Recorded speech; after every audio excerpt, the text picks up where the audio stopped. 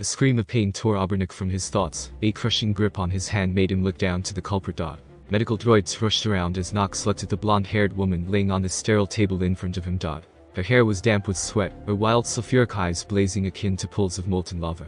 She convulsed once more as a caretaker droid slowly made its way over.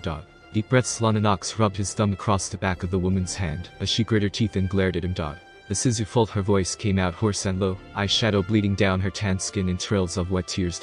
I'm sorry, love, Nox whispered, his own molten eyes contorted to convey the love he felt for the woman. Lana didn't respond as another contraction rocked her senses, a scream tearing from her mouth which shook the room. They were in the 10th hour of labor, having been on Adesan when his love squatter broke midway through a meeting.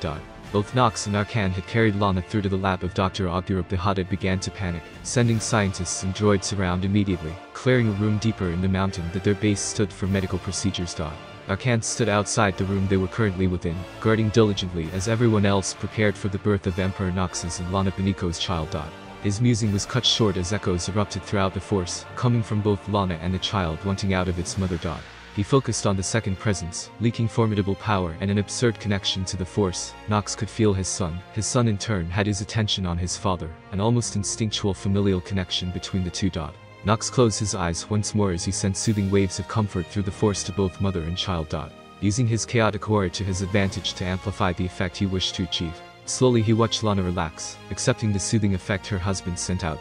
The rest of the caretaker droids came into the room carrying sanitized and clean equipment, along with fresh towels, the head nurse droid coming around to where Lana's legs were spread. You appear to be entering the final stages of contractions. Your child is in optimal position to begin crowning, the nurse droid announced as it analyzed both Lana and their child. You hear that, dear? He's almost here. Nox knelt down as he put a hand to Lana's forehead. A bitter chuckle escaped the woman's pale lips as she sent a half-hearted glare at her lover. About dang time. I require you to begin pushing, Lady Beniko, the droid announced as yet another contraction brought a world of pain to Lana. Push, dear, Nox soothed as the woman did as she was told, a scream escaping her as she attempted to crush Nox's hand in her own. Push, Nox repeated as his wife tensed once more, her brow contorting as pain ruptured her. I am, Lana repeated through clenched teeth as the nurse droid went to work. He's crowning, the droid announced as Nox smiled for a second, before returning his attention to the woman currently crushing the bones in his hand. The force ruptured once more, echoing across the galaxy as his child announced his arrival to every force sensitive within range.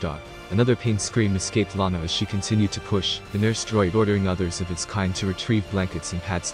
Almost there, Lady Beniko, the droid encouraged as it used its specifically designed internets to assist in the delivery of their child, muscle relaxants, enabling a safer environment for both mother and child. Small multi-digit fingers entered Lana's nether regions, maneuvering around the almost ready child, as the droid contorted Lana's birth canal, the muscle relaxants, making it easier for the droid to assist. He's ready, Your Majesty, the nurse droid announced as she was prepared to deliver the baby. A small nod from Lana was all Nox needed, ordering the droid to deliver his son. It took moments, but Lana's screaming and tremors was all Nox needed to know about how painful the entire ordeal was for her. For Lana it felt like eons of enduring nothing but pain. In reality it took little over half a day, but in the end, it had to be done, and as the racking pain left her, her head slammed into the pillow beneath her head, small shallow breaths leaking from her soft lips. The wails of their baby drew her attention, watching the nurse droid finish its duties, wrapping their son in a pure white towel, and gently hand him to Nox. Slowly her lover approached, his attention solely on the bundle in his arms, gently kneeling down beside Lana, so she could get a good look. Shifting his grip slightly, Lana was gifted the sight of a whimpering boy, a full head of pitch black hair, closed eyes and a tan complexion. He looks just like you, Lana smiled, gazing at her son with nothing but pure affection. And you too, Nox chuckled as he was offered a chair courtesy of a nurse droid. What have you decided is his name, Lana asked, Nox shaking his head in response. I haven't, this is something we should both decide on, Nox retorted, the exhausted woman smiling gently. So do you have any ideas, love? Lana squinted for a few moments, opening her mouth to reply. I was thinking. She never got to finish her sentences. Nox's eyes widened, the man shooting from his chair before pushing their son onto Lana's chest as gently as he could, before covering both his son and Lana under himself. He had time for nothing else as their worlds became askew in white light, his skin instantaneously melting from his body as his fat exploded, muscle eroding away to nothingness before his bones were bleached as they were exposed to nuclear fire. Minutes later, wake up. Nox awoke with a gaping breath of air, chest heaving as he lay sprawled on the floor. Sizzling sounding in his newly regenerated ears as stone boiled below him. He groaned, rolling onto his side as muscle stitched itself together over his arms. Frail on their looks as fat stores had yet to regrow. He looked gaunt and frail, as he felt the bones within his arms grind together. What happened? Nox looked up. The room they were previously in had been vaporized. Sunlight beamed down upon him, obscuring his vision for a few moments before he could see once more. Scrap metal lay around the room, pieces of droids, and a lone remaining nurse droid sat in the corner of the room deactivated. Lana, his voice came out as a mere whisper, the vocal folds in his neck still reforming. He's gone. Her voice came to his ears, causing him to look to his immediate right, seeing the single person he truly loved sitting with her back against what remained of one of the walls. Beams had punctured her chest and stomach as she struggled to draw breath. She refused to acknowledge her injuries, however, as she held their son, unmoving and silent, laying in her crossed arms, as she simply stared at him. Nox grunted as he forced his body to move, fingers snapping, having not yet healed as bones burst through his frail flesh. He cared not, however, as he dragged himself across the ground. The stumps of his legs left trails of blood and flesh scattered. He paid no mind to them, however, as he joined Lana, hoisting what remained of his earthly body against the wall, looking down at the bundle of the unified love still in her arms. He's gone. Lana repeated the single phrase as tears welled in Nox's regenerating eyes. Nox refused to finish, however, struggling to tear his eyes away from his son, as he finally registered Lana's state. A bitter chuckle escaped Lana as she seemed to sag. I wouldn't be too far behind, will I? Love. Lana's breathing began to slow as blood spurted from one of the hollow beams. I don't want to go. Slowly she reached for Nox's shoulder. Please, love, I know you'll survive this. Take me with you. Our time isn't up yet. Nox shuddered as he reached out to cup her face. Her refusal to pass on customary for any Sith, yet he couldn't fault her. Is this what you want? Nox asked as his fingers mended themselves together with vicious cracks per finger. If I have to go, I don't want to spend the rest of my time in chaos. I want to be one with you. I will have a purpose even in death, Lana whispered, as Nox let a single tear drop from his right eye. Okay, I love you, Nox whispered, leaning close to his lover as he captured her lips with his own. The two stayed like that for a few moments, sharing a final heated moment before Lana drew back. Do it now, Lana pushed, feeling her body beginning to shut down. Take it all. Nox raised his right thumb to Lana's forehead, his other to her abdomen, before doing something he never wished to ever do. He watched with sorrowful eyes as he drained her life force from her body, her skin paling as her own skin became taut and hung loosely from her body, her eyes sunken, while her hair fell freely from her head. What remained was an emaciated corpse, the pulse still remaining in her chest as her arms fell to her side uselessly. Nox himself rose from his position, having used what remained of her life force to accelerate his regeneration. He stared at her body for a few more moments before the second stage of her request was able to be fulfilled. Lana appeared in a pale-hued see-through apparition, her eyes low as she too stared at what remained of herself. Are you ready? Nox's voice was sullen but deep, the blonde woman nodding as he turned to her apparition. Then let us begin. The purple haze surrounded his arms as the woman closed her eyes, the same purple haze surrounding her body, as both their eyes glowed iridescent purple. She was dragged into the air painlessly as Nox finished the force-walking ritual, her apparition exploding into motes of energy that were absorbed by Nox in streams of energy. He closed his eyes as he focused, subduing her personality, rendering her comatose within him, until he was ready for her to awaken. Barter, make sure she sleeps well, Nox ordered as Ergust appeared behind him. Nox popped the joints in his back, swiveling in place before marching through the doorway of the medical room, not caring in the slightest that he was in the new. Explosions echoed and shook the ground from up ahead, the stone tunnel around him cracking as rubble fell from ahead. The flash of a grenade registered in his eyes as a vibrant blue flash. Nox squinted as he came into the lab of Dr. Augur Bay, wince coming to his face at what he saw. Arkan stood beside Kemval and his rival Deshade Akil, the servant of Tulak Horde, heaving his vibroblade and cutting a Republic soldier in half with one fell swoop. Akdal howled as he grabbed a GD Sentinel by the shoulders, heaving the screaming woman into the air before tearing her in half at the waist, tossing what remained to the side. The vengeful axe seemed to reach his limit as Nox slowly came closer, dropping to one knee as his eyes scanned their surroundings. In fact, from what Nox could see, all three of his companions seems to be on their last legs, Arkan only having one arm, shirtless, while he had his lower right leg completely removed from his body, a steel pole wedged into his flesh to serve as a crude replacement. Kemval had a gaping hole in the side of his body, and one eye remaining in his skull, his flesh burnt and peeling from his body, no doubt from the nuclear explosion that tore through the hallways of their building. Ak fell to the side as his chest heaved up and down, looking over to Kem with an amused chuckle. It seems this time you're the better hunter. Ak spoke in the Deshade language, Kem solemnly hobbling over as Republic troopers continued to pour into the lab. Ak didn't give any further resistance, passing on as a GD took his chance, and cleaved Akil's head from his body. This enraged Kem as the assassin tossed his vibroblade through the chest of the smug GD, tearing the Jedis head from his body with his segmented jaw before backhanding a Republic soldier into a nearby wall. Arkan waved his yellow lightsaber masterfully round himself, redirecting blaster fire that rained down upon him from afar. The new members of Havoc Squad tossed several grenades at both Arkan and Kem the Execulan Emperor, hurling the ones thrown at him back at their centers, while he locked blades with a GD Battle Master. Kemval however was unable to redirect the grenades thrown at him, as the plasma erupted over his body in a fiery explosion, singeing his flesh as he released a bellow and made a dead sprint for the arriving Havoc Squad. Seeing the danger they were in, the squad aimed everything they had at Chem 3 Gatling cannons firing continuously at the Dash 8. The Dash 8 made it halfway through the room as the new Havoc Squad leader hefted a rocket launcher onto his shoulder and immediately fired upon the enraged monster. Nox stumbled back as the rocket impacted the Dash 8, sending the Hunter Killer sprawling as Havoc Squad riddled him with blaster fire.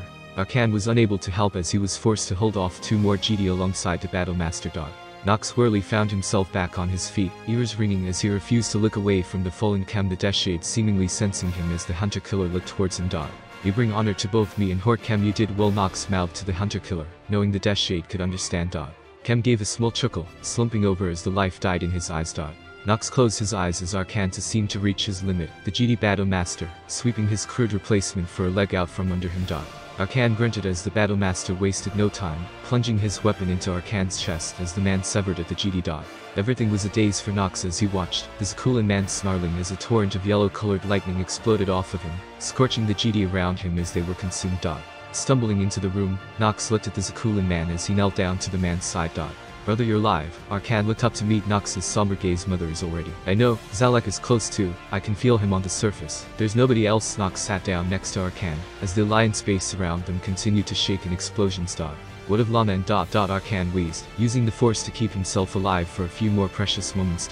Bon Lana is sleeping within and my son never got to open his eyes, Nox replied as the scarred man looked down.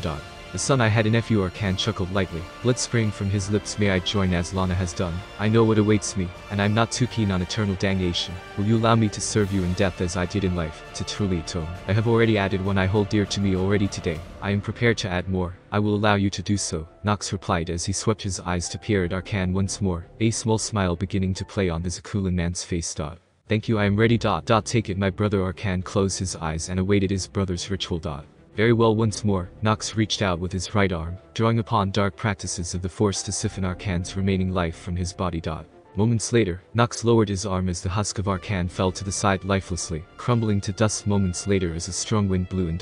It's not what I expected, Arkan's ethereal voice echoed as Nox slowly rose to his feet, now fully healed from his previously sustained damage. No, I don't think anybody would truly know until it happens. Nox turned to Arkan's form and raised his arms to the apparition, once more the two of them becoming surrounded by swirling whirlwinds of malevolent energy. Arkan's ghost exploded into torrents of energy, bleeding and snaking through the air, as Nox absorbed and bound the man, adding the man's power to himself. Silence reigned within the lab as the last motes of energy from Arkan's ghost settled within him, Obernik simply staring forward as he clenched his knuckles, pulling Arkan's lightsaber into his grip with the Force. His head snapped to the side as the hurried footsteps sounded at the entrance, an arc of lightning erupting from his fingers despite his hand facing the ground. The bounding off the ground and careening towards the entryway, the lightning slammed into the Republic troopers, melting them within their own armors, as their hearts exploded in their chests. Nox steered his determination, eyes beginning to shimmer purple as a haze of energy began to encircle around him, his hate manifesting in a visual cloud of shimmering red and purple. A ring of purple formed in front of him as he made use of Thundering Blast, annihilating an arriving GD Master where he stood. Continuing unimpeded, Nox stepped over the dead Republic troopers without care, crushing the head of the GD Master underfoot for good measure, before taking a left into the main chamber of the Alliance building. In the hallway leading to the main chamber, Nox found Zalek attempting to stand as his bone-white mask was caked in his own blood. Patches of blaster fire scorched his outfit, as the Kalish growled in an attempt to keep moving. Zalek Nox's deep voice announced his presence as the Kalish looked over his shoulder. You're dying. Master Zalek's voice came out as a croak, stopping and leaning against the wall. I am sorry. Nox studied his apprentice with a hard gaze, the Kalish's legs shaking from the strain of forcing himself to stand. Will you join with me? I'm not ready to let you go to Chaos, but your body is failing and I fear without my interference, you would be sent to Chaos regardless, Nox asked as the Kalish seemed to consider his words deeply. I will serve in your shadow. My lord. Zalek's legs gave out from under him. I accept your servitude. My apprentice. Nox's voice came out as a sickening whisper, the voice of a snake, whilst he sucked the life out of his own apprentice. Nox repeated the ritual without issue before continuing onwards through the base. He could feel the radiation from the thermonuclear bomb assaulting his cellular structure. Stepping into the main chamber, he saw a hole was blown in the side of the mountain from the direction of the hangar. The smuggling den had been atomized alongside the entire left southern portion of the mountain. The only surviving structure had been the lab and half of the Alliance building up above. They, however, had been subject to the remaining blast of radiation that tore through the hallways of the building, annihilating anything within, except for those who had the ability to shield themselves. To his immediate left, the elevator to the surface, he could see Ashara. The dark GD had a small smile on her face as she slumped. Atlas, you got what you wished. Ashara beside her was both Talos and Andronikos, the three having stood side by side, Ashara shielding them from the nuclear explosion, and standing together when the Republic had descended upon them. None of you shall ever be forgotten. He could hear the descent of several capital ships above, the telltale sound of shuttles and the deployment of troops. They're coming, Ergust announced, appearing beside Nox as the man looked upwards. And I will give them what they deserve, Nox replied as Kalatosh appeared alongside Arkan and Zalek. They shall pay for their warmongering ways, Ikran added. It is my God's will, they will die, Zalek said as he came to stand beside the others. Yes, they shall, Nox said as he unclipped his lightsaber and Arkan's own, before leaping up through the elevator shaft. Alliance base surface. Dark clouds hung low in the sky as GD Commander Salem stood tall with her deployed unit. She was a pale green-skinned Twi'lek, wearing regular brown GD robes with battle armor underneath. Several Republic shuttles rapidly descended from their cruisers up above. Soldiers dropped to the ground with several more full of GD battle masters, sentinels, apprentices and masters. Master, the Alliance is fallen. Why do we stand here and wait? Her apprentice said as he came to stand beside her. His name was Cathar. He also was the classic robes. He was a Zabrak male who stood nearly at the same height as his master, even though he was but a teen. Even without his alliance, Nox is still a threat. If I don't see his body, we will remain until we find it, Salem said as she looked back at the base. It's only one person, Master. If he didn't die in our opening assault, then he has surely fled. It would be suicide to face us, the apprentice said arrogantly. I'm afraid you may not completely comprehend our situation at the moment, my young apprentice, Salem explained to her apprentice, as she glared at what remained of the Alliance building. The conversation was halted, however, as lightning flashed above them, red in color as it snaked across the horizon ominously. So I was right. Ready yourself, my apprentice, this is going to be difficult. Salem watched a lone figure step through the doorway of the Alliance base, red lightsaber in his right hand, while a yellow lightsaber was clasped in his left. You've taken everything from me, let me do unto you as you have done to me, Nox sneered as the first lean for Republic soldiers acknowledged him, raising their blasters and opening fire. Arkan's lightsaber flashed upwards as he deflected the first bolt, left for the second, and right for the third and fourth. Those four was all they got out, as a terrible scream tore from Nox's mouth, bestial in nature as the ground around him quaked. The Republic units surrounding him were subjected to tormenting illusions, as an instinctive fear overcame their rational senses. While the soldiers cowered, Nox outstretched his arms in opposite directions, hands facing away. Both hands made a grasping with his fingers around the hilts of the lightsabers. Nox made a dragging motions towards his chest. Wails sounded around him as he used a mass drain life technique. Mists of energy bled from the surrounding soldiers. The first fell to the ground and spasmed, the second reached out, but met the same fate. All around him men crumbled, their life force being added to his own before he arched and spasmed with a groan of ecstasy. His eyes widened as his pupils left trails of red glowing energy, the hate-filled gaze blaring at the nearest GD who made eye contact with him. Said GD happened to be standing atop one of the two landing platforms on the Alliance surface. Their deployment shuttle landed behind them. You thought you could win, Nox growled as he raised his left hand to the GD apprentice, the girl quaking as he sneered at her entire battalion. The girl knew nothing else as a cone of superheated malevolent hatred manifest slammed into her and her soldiers. The red lightning flaked the flesh from her body, melted the armor of her support units, and cooked the very air around them. The shuttle they came on exploded soon after, sending shrapnel into the sky and leaving a smolder crater. With nothing else on the landing platform, Nox lowered his arm as ozone assaulted his senses, occasional bursts of red lighting arcing across the steel platform. Other present watched in horror as where the GD apprentice stood. She appeared once more as an apparition. She looked at herself in wonder, checking over her arms in curiosity. And you shall be the first. Nox outstretched his hand to the newly formed apparition, dragging her to himself as she rose from the ground and flew towards him. She stopped mid-air as Nox immediately bound her, the girl screaming as she exploded into trails of light and energy.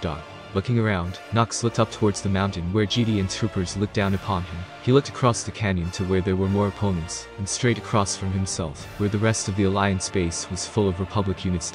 You can feel it, can't you? Nox said as he searched the crowd, looking over every individual present with a pinning gaze, before settling on a lone green-skinned Twi'lek. He smirked as he watched her spasm under his gaze, her apprentice at her side looking uncomfortable. The force is not with you here. It is against you, crying for penance and retribution for your actions. You GD have disobeyed the will of the force. I will be its instrument to show you your faults before tearing you from this plane of existence, Nox said, as the GD felt his presence in the force for the first time, as he removed the haze that hid him. What is this? Salem's apprentice said as he threw up what he had in his stomach, dropping to his knees as chaos erupted throughout their ranks. The monster, Salem said as she felt the force around her. It felt warped and twisted, wrong and corrupted. As she connected with the force, she physically recoiled as it attacked her senses, striking her very soul, as the thing she relied on her whole life was used against her. I'm gonna die, I'm gonna die, I'm gonna die, Salem's apprentice thought as he fell into despair. Now for the culling, Nox said as he reignited his lightsaber, coating it in lightning before throwing it at the nearest trooper, shocking those around the trooper with a blast of lightning in the process, calling his blade back from the chest of the first soldier, and cutting down another soldier after the first had collapsed. Nox stopped as he levitated off of the ground, his forearms becoming coated in lightning as he held them out on opposite sides of his body, his eyes glowing purple as he used the power inside of him, and the perfect unification of the force around him, as it threw itself to his aid. The nexuses of both the light and dark sides of the force working together with a singular goal, as they granted Nox access to the nexus that now fueled him. The Republic forces were forced to look up at the sky as the gathered clouds darkened, becoming black as lightning sparked across the horizon, terror forming on their faces as they watched the clouds spread over the horizon. The GD commander looked up in horror before the screams of her men were heard around the battlefield, as bolts of supercharged lightning struck the men, killing them upon impact, some being turned to ash in the process, while others burst into flames as their gear melted to their body. The Republic ships that had been circling fell from the skies onto their forces, as their electronics failed and short-circuited, crashing and combusting upon impact. What have we done? An unnamed trooper said before being crushed by falling debris along with his squad. Salem stood amongst the chaos, any form of order having long been lost as fire erupted around her. She spied her apprentice, the boy reaching for her as his skin melted from his body, courtesy of the fire currently roaring over his body. His struggles soon stopped, his skin coagulating below him in a sludge. An explosion shook the cliffside which she stood, raising her gaze to see the cruiser she arrived on slam into the mountainside, bolts of lightning from the sky impacting it over and over, as it carved its way across the land. Meteors fell from the clouds, slamming into the ground as they sent out shockwaves of debris. The whole situation was akin to the apocalypse. Rovers of fire dripped down the mountainside, thanks to sprayed fuel, trees burned and crumbled, falling on men and women. All the while the culprit stood across from her, staring at her with dead eyes that swam with hatred. It's amazing, isn't it, how quickly one can go from being confident to having no hope at all. Nox mocked as he stood in the nude, uncaring of his attire as he motioned to where her apprentice lay dead. Salem didn't look, however, well aware of her apprentice's reappearance as a force ghost. You didn't give us a choice, Salem replied as she fumbled with her lightsaber. Everyone has a choice. You had a choice to just let it be. The galaxy was thriving under my rule, yet because it wasn't that gutless, useless Senate ruling, UGD had a problem. Despite how happy every system is, every citizen was happy. Because I don't fit into your ideals, you retaliated, and now you try to plead your case, saying I'm a monster, a tyrant. But tell me, in a single year, I performed miracles that the Republic Senate and the Empire couldn't perform in 50. Tell me, am I the monster your order think I am? Nox growled as the force drew around him, a weight settling on Salem's shoulders, as it threatened to drag her to her knees. Your rule wasn't right, it should be up to the free peoples to decide how they live, Salem retorted as Nox gave her an unamused glare. It's as I suspected. You don't actually know why they ordered you to stage this siege. Oh well, it's no use explaining anything to the dang ad anyway. What we will talk about now. Is you and your men, Nox sneered, Salem igniting her lightsaber at the ready. No, I don't think you'll be needing that. The lightsaber was torn from her grip and flew into Nox's awaiting fingers before being crushed into shrapnel and shards in his grasp. You see, this was a very important day for me. My son was born, moments before your men killed him in a blaze of nuclear fire. You killed my wife, my friends and my family. The only people I ever truly cared for have now been torn from me. And for that I loathe you. I will force you to live for eternity within me. Every single GD present will spend eternity in agony. You will never know peace. You will never be happy. You will never pass on or be one with the Force. This is your punishment. I hope you're ready. Salem crumbled to her knees as Nox forced her down with a mere wave of his hand, approaching the Twi'lek with an apathetic gaze. She struggled to look up at her to be killer. He hadn't even moved his head to look at her, simply staring down with his eyes with a look of superiority. Now you die. His words registered before her vision went white. Her death came instantaneously thanks to a burst of red lightning to the skull that sent brain matter and pieces of skull splattering in all directions. Let us begin, Nox said as 8 ghosts materialized behind him, each one moving to spread throughout the battlefield. Salem herself appeared before Nox with a bewildered look on her face. Hello again, Nox said from behind his mask as he thrust his hands forwards, grasping the woman's ghost as he enacted the ritual on her. At least I wouldn't be the only GD inhabiting your head now, Kalatosh said as he walked up to the now bound Salem. Now for the rest of your GD, Nox said before moving on to the next slain GD to bind to himself. 2 hours later. It is finished, Nox said as he looked over the corpses, the force being stripped from the GD and the troopers laying face down on the ground as useless as they were in life. Indeed it is came the familiar voice of Darth Mar, but you have another purpose. The force has decided to put you on another journey. One of far more importance than here. With your gift of newfound immortality, the force has a task for you in return, the masked man said as he stood beside Nox. And what is that? Nox said as he stared at one of the only beings to still hold his respect. That is not for me to tell, but for you to find out, Mar said cryptically as he turned to Nox. Unexpectedly Nox felt something wrong within him and around him. The nexus around him fluctuating as the force gathered, an ethereal glow of white light forming around the man. What are you doing? Mar, Nox said as he was brought to his knees. It is the will of the force. For you gaining the immortality that you sought, you must repay for what was given to you, Mar said as he stared at the force cocooning around Nox. Mayor Nox screamed as the energy fluctuated once more before a crack was heard as a shockwave rose over the location. Complete silence followed as Mar was the only one left on the planet. Maybe one day you'll forgive me, Mar said before disappearing. And just like that, Nox was presumed dead as his legacy faded into legends. His role nothing but a rumor as his name became a whisper for historians, the only ones knowing the significance of his name being the GD and few Sith, fortunate enough to find something of his possession. As time went on, so did the war, with the Eternal Fleet being gone, the Sith dying off during their last stand before the Republic took control of the galaxy. It would be roughly 4,000 years before the significance of his disappearance would be realized. Splashing through the mudded grounds near her village, Connie ran. The screams permeating from her village did not to slow her. For the small child bound in tattered grey rags continued into the undergrowth of the swamplands. Tripping, the blonde-haired girl slammed face first into a large stone sticking up from the brown waters she tread. Blood spurted from her nose as tears ran unabashed down her fair cheeks. The girl pushed herself from the grey surface of the stone below, head snapping to face behind her, as calls and shouts from her pursuers sounded not far off. And the voice of her father repeated, the same phrase he had shouted to her as the pirates invaded her village. The memory repeated in her head, pushing her forward. Blood-caked nails raked at the stone below as she hurtled herself forward and into the increasingly treacherous growth. Rushing under another spot of trees, the girl came to stand before what could be called a wall of thick, ominous, decaying grey shrubs. Dark mist snaked from within, snaking, and creeping away from the entrance to what was locally called the Deadlands. Her lips quivered as she froze, the snaking fingers of mist reaching and coiling around her legs, beckoning the girl onwards into its cold embrace. The whistle drew her attention behind her, but was unable to turn as a red bolt of energy struck her shoulder, slamming her into the thick branches of the shrub. A cry of pain shot through her body as she clutched her shoulder. Standing across the bog was a Weequay sniper, rising to his feet with a smirk as 8 other thugs joined him. There she is, get her, the Weequay ordered, the thugs around him hesitantly stepping into the waters of the bog. Stuck between a rock and a hard place, the girl made her choice, turning to face the shadows that seemed to stretch and reach for her. She stepped into the cold waiting arms of the Deadlands. The cry of a bird overhead startled Kanya as she crept, stepping over a high root and under an overhanging branch.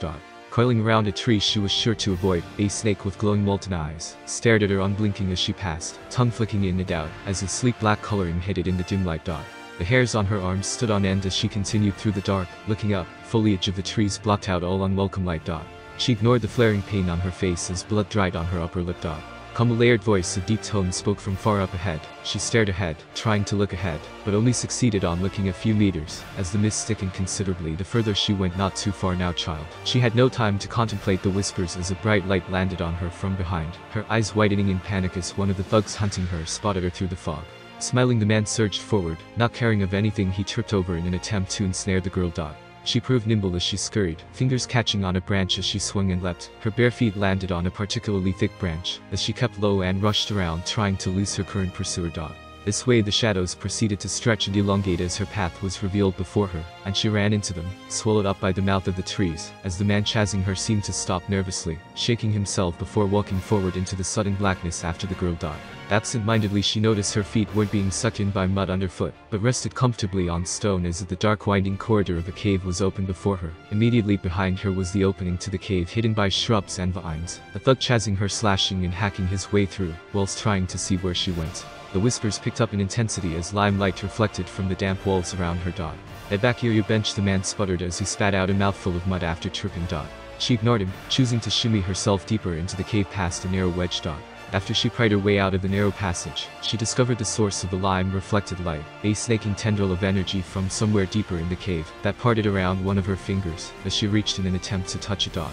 "Almost come to your safety," the voice in her head whispered as she began the trek and following the lime tendril deeper into the bowels of the cave. A weight settled on the girl's shoulders as she came into a cavern. The tendril of lime she had revealed to be one of many circling around the cavern, coalescing into a single point at the center. She stood on a ledge overlooking a large floor space below. Husks of lifeless corpses garbed in dark robes knelt before an altar in lines of 4. Atop this altar was the sum of swirling purple energy, surrounded by a whirlpool of the same lime energy.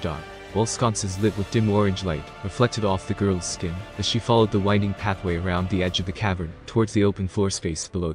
The floor, as she found, was covered in a thin layer of ash and bone fragments that cracked together as her feet touched down from the final step.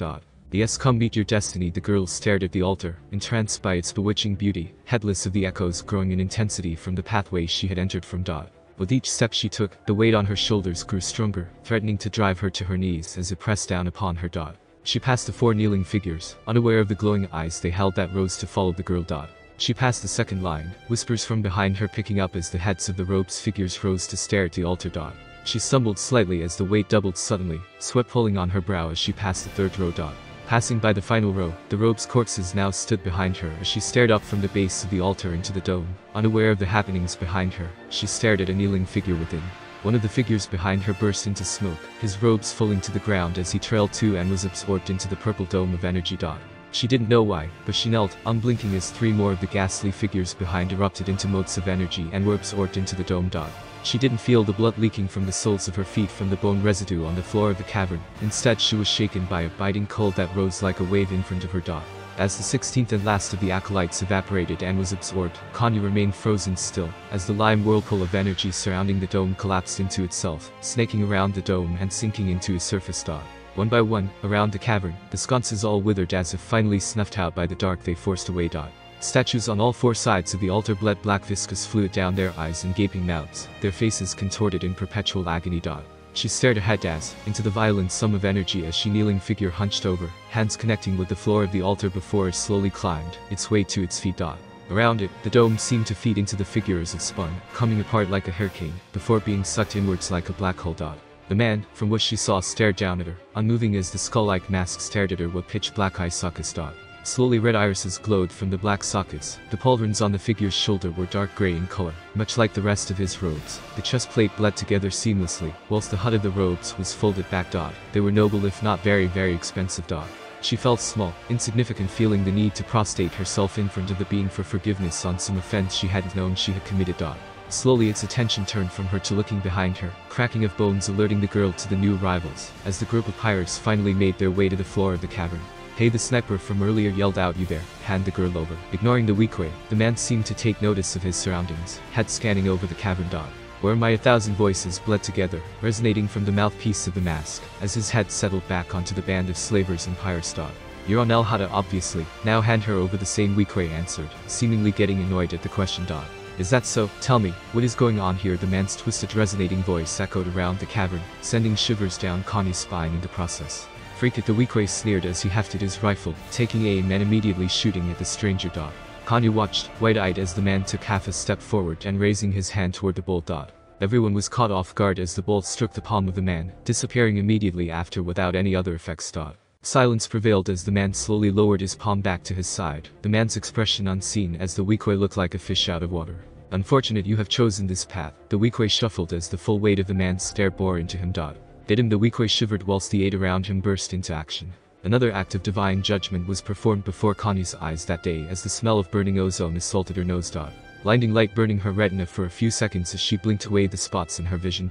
When her vision cleared, she saw the man had his hand outstretched once again, but 8 of the 9 pirates were gone. Instead, in their position was a glass ground, the ash below being melted together as the weakway sniper stood stock still with white panicking eyes. Smoke rose from around the weakway as he collapsed to his knees, weapon dropping to his side as he refused to blink. The man was dragged forward towards the altar by an unseen force. Glass pierced his kneecaps alongside bone, as he was dragged kneeling to the base of the altar. The robed man proceeded to step down the steps of the altar, past a still kneeling Kanya, until he stood staring directly down at the weakway. He reached out, fingers stilling a few centimeters in front of the alien's eyes. It was moments later that the alien opened its mouth, a bone chilling, soul-scarring scream wailing from the man's throat, as it felt like fingers were feeling around in the man's skull, fire erupting throughout his veins, and seconds later, the Weequay knew nothing else. The Weequay dropped to the ground, mumbling incoherently as the man straightened and turned his attention to the scarred girl to his side. What is your name, child? The man turned to fully face her, glowing orbs once more pinning her to the spot. Kay Kanya whimpered slightly. The man nodded as if in thought. Come then, Kanya, let us leave this place. After all, is your village not currently under attack? She didn't question the man's apparent knowledge of the situation, instead rising from the ground as the man immediately turned away and went to leave the cavern. Stepping out from the cave, Anya watched as a blade of red erupted from a silver hilt in the man's hand, slicing through the overhanging vines without issue. That was Bejin. Another pirate was silenced as he stepped around the corner, head separated from his body as his eyes widened before falling to the ground in a heap, his head rolling back into the swamp a few paces ahead. Why? Nox looked over his shoulder towards the frozen form of Kanya, as she stared at the sizzling corpse. Ignore him, your village, lead the way. Nox stood to the side to allow Kanya past, motioning her forward with his hand. And so she led the way, making their way through the bog, with the man following behind her akin to a monolith of black. It took them a lot less time to exit the Deadlands than it did for Kanya to make her way into the Deadlands. For a few minutes after leaving the cave, they were exiting the Deadlands themselves, and stepping into the shallow swamp that surrounded it. Panic beset Kanya, as on the horizon, highlighted by glowing orange with smoke rising into the skies, was her burning village. Screams tore across the lands, audible to her ears. Speeder bikes streamed across the lands towards the village, skiffs of pirates flying low as they laid siege to the commune.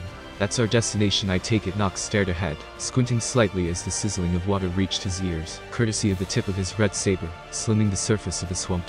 Anat answered him as the girl stared dumbly ahead, catching herself as he began to march towards its borders.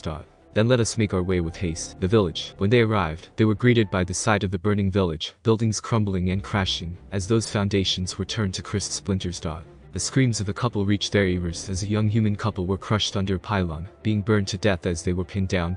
Four slavers simply stood outside, pointing and laughing as the couple begged for help, their skin flaking and melting from their bodies, as their fat stores exploded over their bodies. The four were taken by surprise as Nox tossed his lightsaber through the air, slicing them in half at the waist, before calling his weapon back to his hand.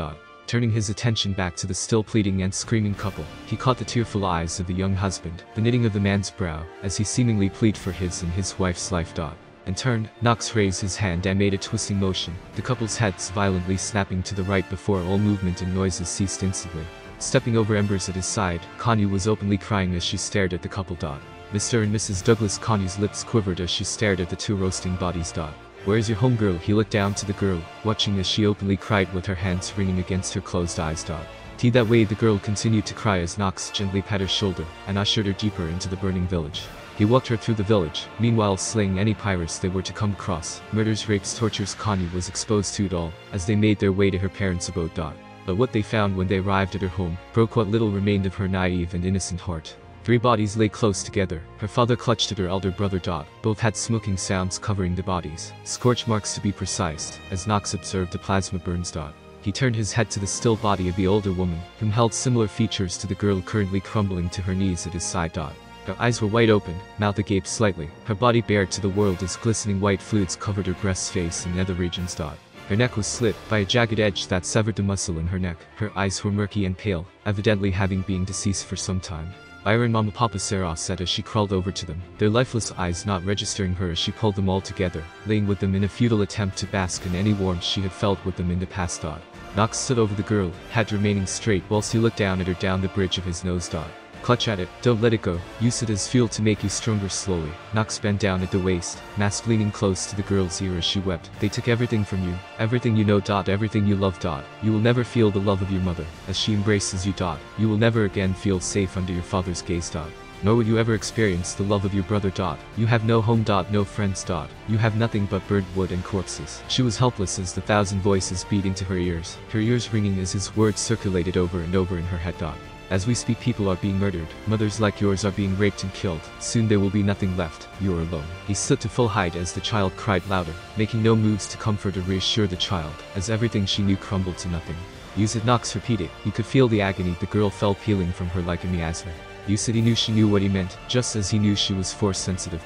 The coalescing feelings of sorrow and the sheer negativity rising from the girl increased tenfold as he subtly reached out with the force, bathing her in the energies that bled from him, the almost physical cloud of insanity and chaos that surrounded him.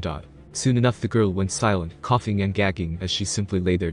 Rise, child, there is no point in remaining still and pretending the world no longer exists. Don't you want your revenge? Don't you want to see the people who hurt your family hurt in turn? Rise, child. He waited to see her response. And he wasn't disappointed as she placed her palms to the floor and pushed herself up, blood caking her hair alongside mud, as her eyes swam with untold hatred and emotion. Slowly the girl began to shake, the blue of her eyes slowly peeling into green before a spark of sulfuric yellow began to bleed into her iris. Her head slowly rose to meet Nox's own countenance, her eyes twin pools of gold that stared up at him with open sadness, tear streaks reflecting in the orange light from the flames that danced over her skin. Come, let us get your revenge, child. Nox turned away from the girl, his robes fluttering in the scorching winds from the fire around them. Scrambling to chase after him, Kanya reached down and hastily removed the rings her parents both wore, and the necklace from Byron's neck, holding them close to her neck before following after the form of Nox, whom turned around the corner towards the nearest disturbance. Coming to a stop in front of 865 Nox, turned to face what remained of the village. A trail of victims stretched throughout the village. Men were split in half, hanging from pylons or skewered on fences. Heads burst and popped as brain matter leaked from their orifices. Standing to his immediate right, holding onto his right index finger as the rings and necklaces of her family were clutched in her other hand. Turn away, child, you don't need to see this. The girl turned and buried her face into the fabric of his robes.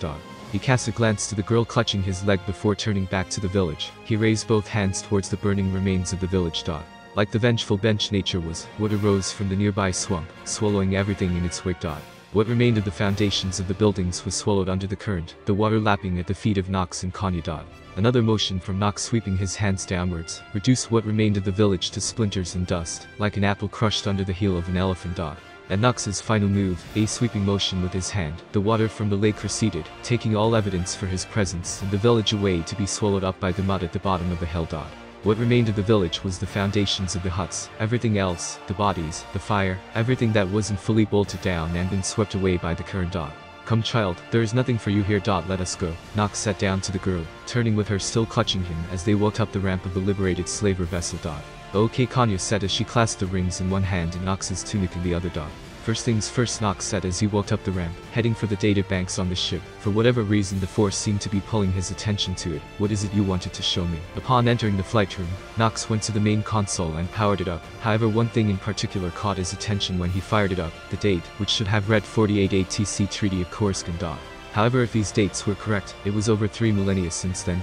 Nox's agitation grew as he went from console to console, deactivating and reactivating each one. Even his holo-communicator failed to connect to those he was trying to reach in the Empire.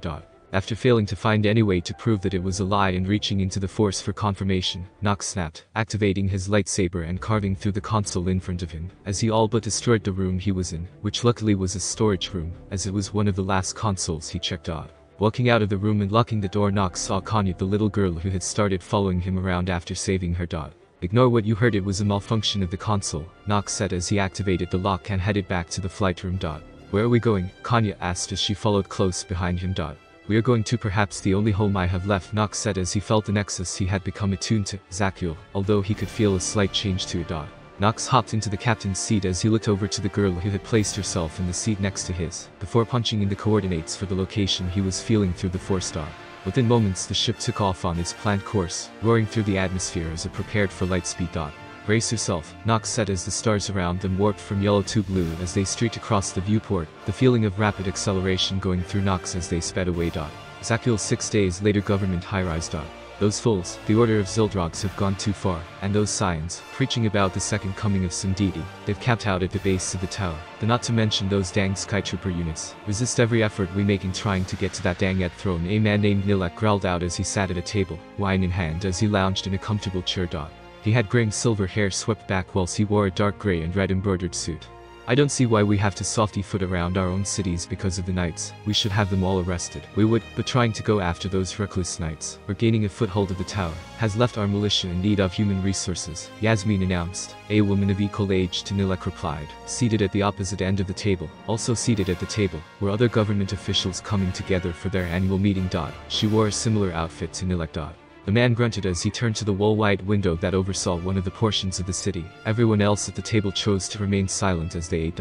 That dang throne, when are we gonna be able to get to it? Nothing gets in or out of that stupid tower, Nilek said as his eyes looked over the city with a sneer marring his face, before he caught sight of an incoming blur. What is it? The man rose from his chair, swiftly walking to the window. He watched as a black blur quickly grew in size. Realization coming to the man, he turned to the rest of the room. He made to yell, but never got the chance as the window behind him exploded, propelling him across the room, forcing the man to slide across the ground until he hit the leg of the table. Rising from a kneeling position was a hulking black droid, twin thrusters connected to the droid's shoulder blades. As a single red scanner mounted to the droid's head glowed ominously, as the towering droid rose to his full height. The heavy Skytrooper unit glared balefully down at the gathered officials, hosting a heavy rifle into its hands. As it took a step forward, explosions rocked the building, causing the room's occupants to stumble and fall from their chairs. They caught by surprise further when two Kulan shuttles lowered and hovered in front of the large wall-wide window, their side doors opening, allowing for the Knights of Zakuul within to jump down and sweep into the room. On your knees, a white-colored knight yelled out, female with her helmet off. Captain Tyrus, what is the meaning of this? Nilek retorted, coming to his feet as he glared at the fair-skinned woman. I said, on your knees, the captain ordered, storming forward and grabbing the aging man by the shoulder, before using her enhanced strength to drive the man to his knees. You can't do this to us, Yasmin tried to argue as the knights went to apprehend everybody within the room. Knight's next person to open their mouths, silence them, the guard captain ordered as she hauled the old man off of the ground and towards the awaiting shuttle at the shattered window. Tossing the man into the shuttle, where a second knight leapt up and into the shuttle to make sure the man didn't attempt anything, Tyrus turned to the rest of the room with a hard glare on her face, the heavy Skytrooper joining her at her side. Status update: Tyrus held her left hand in front of her face as she activated comms connected with all units in the vicinity. Slowly reviewing the update of the situation, Tyrus held her firm gaze as she received news all floor had been secured. Begin phase 2. At her words, the rest of the arrested individuals were hauled from their knees and forcibly moved into the waiting shuttles. With their queries secured, everyone moved to board the shuttles, except for 4 remaining knights that stood guard over the residents. Nilek grit his teeth as Tyrus climbed into the shuttle. So Yausa finally had enough, forcibly taking control. I guess it can't be helped with groups like yours, Nilek spat, but was otherwise ignored by Tyrus, as the woman turned to the holo terminal in the shuttle. Catching everyone's attention, atop the pedestal, a shimmering blue figure came into being, as did it across all terminals across the planet. A human male wearing the dragon armor of Zakuul. Citizens of Zakuul, this is your immortal emperor. I have returned from uncharted space and untamed lands in your time of need. Fear not as our forces amass around the spire. For I have called them to my service. You no longer need to fear rampant Skytrooper units going rogue, or need to tiptoe around the Knights of Zakuul. For everything is safe once more, as our empire returns to the control of its rightful ruler. It is a time to rejoice, a time to celebrate, for our golden age is once more upon us. There will be no more taxes for things such as water or rations. We need not fear for crops or harvests. Medicine and treatments will be freely provided. The government that tried to replace me and subjugate our people is now defunct and inactive. The power grids will be reworked effective immediately. Do not be alarmed as maintenance units and automated forces move to return power to the city. Everyone on board the shuttle watched shell-shocked as the man explained his apparent return. What nonsense is this? Crappy, Nilek hissed before being backhanded by Tyrus, a tooth dislodging from his mouth as she suddenly turned on the man. You will not speak ill of his majesty, the captain roared as she stood over the man. Now be silent, Kerr. We approach the spire. Eternal Throne Room. 30 minutes later, the Eternal Throne Room was once more given life for the first time in thousands of years. Heavy Skytrooper units stood in 2 lines on either side of the walkway leading to the throne. Surrounding the thin walkway was a moor of water that ran along with walkway and around the platform that the throne itself sat on. Wearing the white dragon armor Valkorion wore thousands of years ago in the same room. Nux's eyes scanned over the everything before him. His angular chin, the perfect combination of a point, but having enough curve to his shape to add to his splendor. His jawline was pronounced, whilst he had the perfect proportions of his nose. His black hair was slicked back into place. If one was to look upon him, one would see one of the most physically appealing individuals in the galaxy, boosted furthermore by his charisma and intellect. It would be considered unnatural how the man affected the individuals around him, his charm giving all a false sense of security, the miasma that constantly surrounded him, allowing for him to easily contort their feelings to his wishes. To look upon him was to look upon beauty incarnate. To feel him through the Force was to stare into the heart of the Force itself, a chilling titan of a black hole that sucked in all light, and a supernova of light that outshone even the brightest stars. These two bled together and fed off each other. balancing each other out Atlas until he used a force dot. Nox looked over his last remaining ship from his once great fleet, his personal flagship, the Eternal flagship. After being rebuilt for his use, he had decided it would remain on Zakuul as it saw to its upgrades when the original fleet was destroyed. According to what he read up on the state of the galaxy, from the data banks of the insufferable ship they called a freighter. Speaking of the ship, it should be in the process of hitting atmosphere now. Nox watched as the crap white freighter got blasted to bits, superheated plasma, turning the ship into a colossal explosion by one of Zakuul's orbital cannons. He turned his attention from the expanding fireball back to thinking. He could feel the approaching knights and their prisoners. His thoughts soon turned to the state of the galaxy in his absence. According to what he read, the galaxy was in a state of peace and nearly entirely demilitarized, which would make it all too easy to occupy a system. Though without the fleet that would be a problem. From system reports, nobody had made it into the Eternal Throne Room, let alone halfway up the spire in over 3,000 years. The throne itself was still in pristine condition, service droids having maintained the throne room and the entire structure of the spire during his absence. Turning from the open space of Zakuul, Nox made his way around to the front of the Eternal Throne, bending down before placing his rump onto his cushioned surface. Leaning back, Nox placed both his hands on either side of the throne as he leant back, looking every bit the ruler he was. At the very base of the throne stood a squad of 9 exarchs standing side by side as his immediate guard. Nox looked over the exarchs as the few knights within the throne room. They seemed to be somewhat unnerved under his intense gaze. But loyal to a fault, for as soon as he had called for them from the throne, the entirety of the order has come running to see if he was as he said. The Scions, Order of Zuldrog and exarchs were the same. They heeded his call and prostrated themselves at his feet, and with the entirety of the Zakuulan Skytrooper army at his call, they were quick to realize his legitimacy. He was drawn from his thoughts, leaning onto his right elbow as he shifted slightly. The man watched as the entrance to the throne opened, the heavy Skytrooper units all looking at the arriving peoples in unison. Greetings. He opened his mouth. 8,000 tones layering over each other to spill out of his mouth. It raked into the ears of everyone present, sending instinctual shivers down their spines, as he glared flatly at the prisoners. It is nice to meet the people who have driven my empire to the ground in my absence. Intensified. Nilek rose to his feet, face betrayed as he glared at the emperor of his people. All his life's work, the sacrifices, the labor, gaining the faith of the people, all gone, simply because of some boy who calls himself the supposed emperor. Do you think you are impersonating our emperor? Nilek roared, gritting his teeth as Nox's orbs flickered to him. Yet he stood defiant, even as the boy on the throne squinted. To come in here and fool our people, declaring yourself emperor. Guards, kill this intruder at once. Silence prevailed in the throne room. The other politicians, each looking unsure and uncomfortable as Nox, simply stared at Nilek. A twitch developed in Nox's brow, as he drummed the fingers of his right hand over the armrest of the throne, crossing his left leg over the knee of the right, whilst a scowl developed. You are an arrogant, jaded fool who can't see past the bridge of his nose to see the full picture. You drove my throne to the ground, made it a shadow of his former self in my absence. Luckily for our people, I have several contingencies to fix this issue, but that is for another time. Right now, you convinced yourself that I am some kind of liar. An intruder. Nox slowly leant forward as he pinned Nilek solely under his gaze. The throne, as you and anyone else in our empire is aware, only responds to the recognized ruler of our empire. The only way to sit on this throne and not perish is to be emperor. The only way to control both the automated systems of the Empire and the Skytrooper factories and armies is to be Emperor. The Eternal Fleet will only respond to the Emperor. All 4 sects of our empire serve the Emperor. And as you as well as anybody else can see, it is I whom these respond to. Nox's time rose several octaves as his original voice was used, his presence overwhelming for all present as he glared down. The exarchs shifted as the temperature dropped several degrees under the increasing pressure within the throne room. I am your emperor. This empire which you tried to take control of is mine. Your lives are mine to do with as I see fit. Come kneel and kiss my feet for the chance you may keep your live beyond this morning. Nox beckoned the irate man forward. I will not stand for this, Nilek bellowed before taking half a step forward before freezing outright. Then you will not stand at all. Nox's right index finger rose slightly as Nilek was levitated, arms outstretched to the side as the aged man seized and shook at the all-encompassing embrace that stole away his movements. Let this be my decree. None of you shall refute or attempt to rise above your stations. You will no longer serve within the governing body of my empire. Rising from his throne, Nox proceeded to take several steps down the throne, stepping past the guarding exarchs who held their weapons to leap to his defense at a moment's notice. Nox walked up to the seizing Nilek standing at the man's side as he hovered, groaning and twitching as he tried to resist. From this moment onwards, this empire returns to my control. This world, this space and our empire are mine. It has been since I last sat on the throne, and will be so until I forfeit control.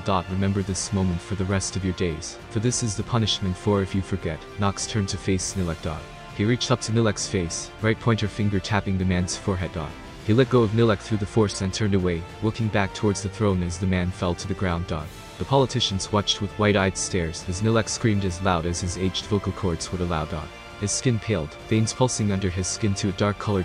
His eyes were white as the whites of his eyes began to pool with red, blood vessels under his eyes popping. Popping was heard as blood burst from the man's ears, running down the sides of his face, and pooling at his chin. He turned his head to face his fellow politicians, bloodshot eyes looking at them, pleading for them to interfere, whilst Nox made it back to his throne, and settled down onto his soft fabric once more. Their only chances to kneel. Nox's voice was low as it carried across the throne room. Nilek looking at the being who was killing him. He struggled to remain conscious as he fell onto all fours, black viscous material pooling in his lips, and dropping onto the floor in droplets. Kneel before your emperor. Nilek's flesh became ghostly white, as his skin began to flake. Skin fell from his body in flakes, growing in intensity and speed at which his skin proceeded to fall from his frame. Finally Nilek prostrated himself, face kissing the ground as black-colored blood leaked from every hole in his body. Very good, now you have my permission to die. Nox leant back, snapping his fingers. And as if a switch was flicked, the blood throughout his body proceeded to combust as his internals liquefied. The officials all got to their knees in both fear and awe at the power of the man in front of them. As Nilek was swiftly turned to as soon after, Nox regarded everyone else within the room with a disinterested gaze. And what of each of you? Do you share in his opinions? All hail the Emperor of Zakuul. The voices of everyone present shouted in unison. You are all dismissed over the next few weeks. Your lives are going to change. I suggest you be ready for it. Nox grunted out without care, watching as the Zakuulan Captain Tyrus entered the chamber, eyes resolute as she looked into his orbs. Your Majesty, she is changed and bathed as you requested, the guard captain announced as she took to her knee a few paces in front of the ex-searcher's. Thank you, Tyrus. Bring her in, Nox said to the female guard captain. That's the other thing that's been on his mind lately. The child. He had thought of leaving her somewhere, but she seemed adamant about staying with him, and the Force didn't give him an incentive of what to do with her in that rare occasion he asked for its guidance. So he decided to let her come with him. After all, she would make a competent enough enforcer if he trained her well enough. She was a relatively strong Force sensitive after all. It'd be a waste if the GD found her, Nox thought to himself as he sat back in his throne, eyes closing as he pondered over what to do about the child. With Kanya. Kanya was both amazed and in awe as she looked around. She could see out of the windows the beautiful planet below them. A swirling storm clung to the northern hemisphere, the eye of the storm over a portion of some land. She stopped and peered out, sea face pressed against the glass. She wore a soft white outfit with golden highlights, soft and warm to the touch. It gave her a sense of comfort as her blonde hair bounced, smelling of ripe fruits, as it has been cleaned by several servants, who took their time to cater for her needs. She could see the shining lights from the towering city and spires that punctured the atmosphere and rose above the clouds.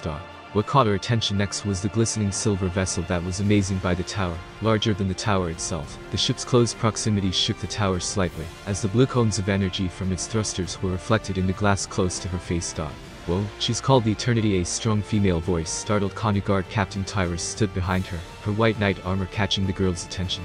They gave it a name. While Kanya looked back towards the vessel as it slowly changed direction. Because she's the most important ship we have, the symbol of our empire's power. We gave her a name because she was important enough, Tyrus told the girl, who looked to be pondering the guard captain's words. I see. I think the girl stood back from the window as she finally gave the guard captain her full attention. She grabbed the hem of her robes nervously, as her right foot tapped at the ground nervously. Who are you? I am Guard Captain Tyrus, child. I serve our emperor, and your name is Tyrus. Knelt down to the girl who continued to stare down at the ground. Kanya replied as she began to nervously wring her hands. A beautiful name for a beautiful girl. Now I do believe someone important is waiting for us. Our emperor has asked for you. He wishes to talk to you alone. The captain rose back to her full towering height, as Kanya gulped, the captain placing a comforting hand on her back before moving to guide her through the passages of the spire.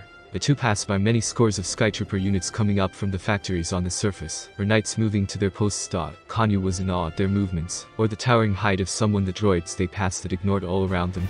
Coming to a halt in front of a large sealed door, Tyrus stopped and looked Kanya over once more for good measure. His Majesty will see you now. Tyrus beckoned the girl towards the door that opened on its own. The girl freezing in place under the gaze of the numerous giant Skytrooper droids that stared down at her like guardian gods. Nervously she skittered her way forward, gently trotting past the droids whose heads followed her as she walked. Slowly her eyes followed the length of the walkway towards its far end, where 9 intimidating figures stood tall with black staves and golden shields. It was who they were protecting that calmed her, sat atop a golden throne, looking at her with a kind smile. Was Nox. How she knew this she did not know, as he wore something completely different than what he last wore. She resisted the urge to simply run forward and ascend the throne, but the intimidating figures gave her pause, though she missed the amused glint in Nox's eyes, as the man spoke. Kanya, I trust you've been treated well. Nox looked over her fine robes with an analytic gaze, catching every detail with intense scrutiny. Aha, it's been very nice, Mr. Nox, thank you, Kanya replied nervously, fiddling once more with the base of her robes. But then, now I welcome you to your new home, child. I know you have gone through a great tragedy, but you need not think you are alone. I will allow you a family. Into my family. I will raise you. I will not try and replace your parents, but I will do my best to treat you as if you were my own. Thank you, Kanya said, her lips quivering as she comprehended exactly what Nox had just told her. It is okay, Kanya. Now Tyrus. Nox called for the guard captain, who quickly came in and knelt down.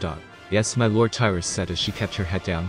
Treat her well. I will be going on a personal errand over the next few weeks. Upon my return, I expect Kanya to have Atlas basic concepts on the Force, and to have started basic studies. Nox instructed the guard captain, slowly rising from the throne to descend the steps to stand before both. As you wish, my lord, Tyrus said as she looked upon the face of her emperor, being both attracted by his unnatural beauty, and fearful as she felt the power in the eyes that bore into her own. You go, and Kanya said in a scared voice, Nox allowing the girl to reach forward and wrap her arms around his leggings. Kneeling down, Nox placed his right knee to the ground and embraced the child.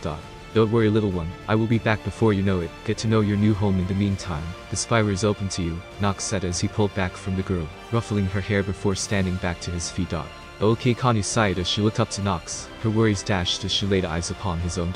I will be going now. I will return once my task is complete, Nox said as he left the throne room, his personal guard falling into step behind him as he went to his flagship. 4 days later, Corbin. How pitiful, Nox said as he looked upon the Valley of Dark Lords from the cliff leading to the Sith Academy. Crumbling statues stood tall, withering the sand that assaulted their bodies. Buried tombs remained untouched for millennia. Shadows crept over the lands, the planet recognizing one of its own, and welcoming him home with open and eager arms. To think, after claiming themselves the strongest force in the galaxy, their own arrogance led to their downfall. The eternity hung low over the valley, remaining hidden from the settlement far across the continent. Pan out, scoured the ruins and tombs for any and all artifacts you can find. Leave nothing unsearched. Find everything, Nox said as he commanded his battalion, each group heading off for different tombs, as he made his way to the academy. As he made his way through the academy's halls, Nox couldn't help but feel saddened by the destruction of his home, with statues turned to rubble, as well as some of the walls that once defended the building. Nox made his way to the top of the building after finding close to nothing on the previous floors. He now stood in front of the doors of the Dark Council chambers. Using the Force, Nox tore the malfunctioning door from its place, and made his way inside. Once inside the room, Nox made his way to the 12 seats at its center, each seat having a skeleton upon it, some having their armor intact, other being degraded and worn. However, it was his previous seat that drew his attention. Sitting upon it was an aged skeleton holding onto a glowing holocron, the Force itself drawing him to the figure, more specifically, the holocron being clutched by the skeleton. Nox picked up the holocron and placed it inside of his satchel. There is nothing left here for me, but gaining what the Force needed from him here, Nox left the temple and made his way to the shuttle, each sky trooper and knight having returned. We are departing at once, let us go, Nox shouted as he and his men got into their designated ships and left for the flagship awaiting his return nearby. 3 days later, German cause. Coming out of hyperspace, Nox looked upon the center of his former empire. The dark side still as strong as ever over the planet as the perpetual storms covered the skies of the world. Flashes of lightning tore across the horizon in seconds. Issuing orders to each company in his battalion, he watched dropship after dropship leave planet side. With the last ship departed, Nox made his way to his personal hangar before entering his ship, his exarchs following in suit, each one silently rising and standing in form as he hopped into the pilot's seat. He guided the legion of dropships through the storm, each one following behind for safety as lightning burst across the windshields of the ships, rain pelting against the steel of the vessels, as they gripped through the atmosphere.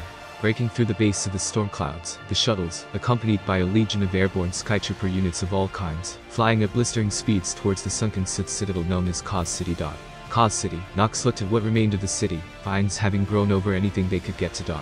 Whoever did this is a genius, Nox mumbled as he looked at the old Sith citadel, having been built atop a plateau surrounded on all sides by a sheer cliff that dropped off into darkness below. Whoever deemed it necessary to sink it into the hole below was a genius, no doubt about it. Even as Nox stood on an overgrown landing pad, his shuttle behind him as the others landed at select spots across Cause City, Nox could sense the power of the holocrons he had collected in the past, and whatever else was added to the vault, each one intact due to the genius who had decided to sink the most important part of the city, to keep it from getting into the wrong hands. But recover anything you find inside the collapsed citadel. Get all the holocrons you can from my chambers, and the holocron vault, Nox demanded of the skytrooper units whom proceeded leap from the platform they were on, diving headfirst toward the hazardous area below. Meanwhile, Nox made his way back to his shuttle, leaving the droids to do their work. His shuttle lifted from the ground, the growth of life below blowing around violently before lifting off in the direction of his old apartment, in search of something of greater importance to him. Cause City Apartments. Nox landed his shuttle on his landing pad before departing and making his way through the hallways, each one being taken over by the vines that had overtaken the city, which now required him to cut through with his lightsaber. Nox's apartment. Nox made his way through the ruined building, cutting and hacking his way through infestation. That was until he found himself in the main room after looking through every room to find his target. But now in the main room, it became painstakingly obvious where his target was.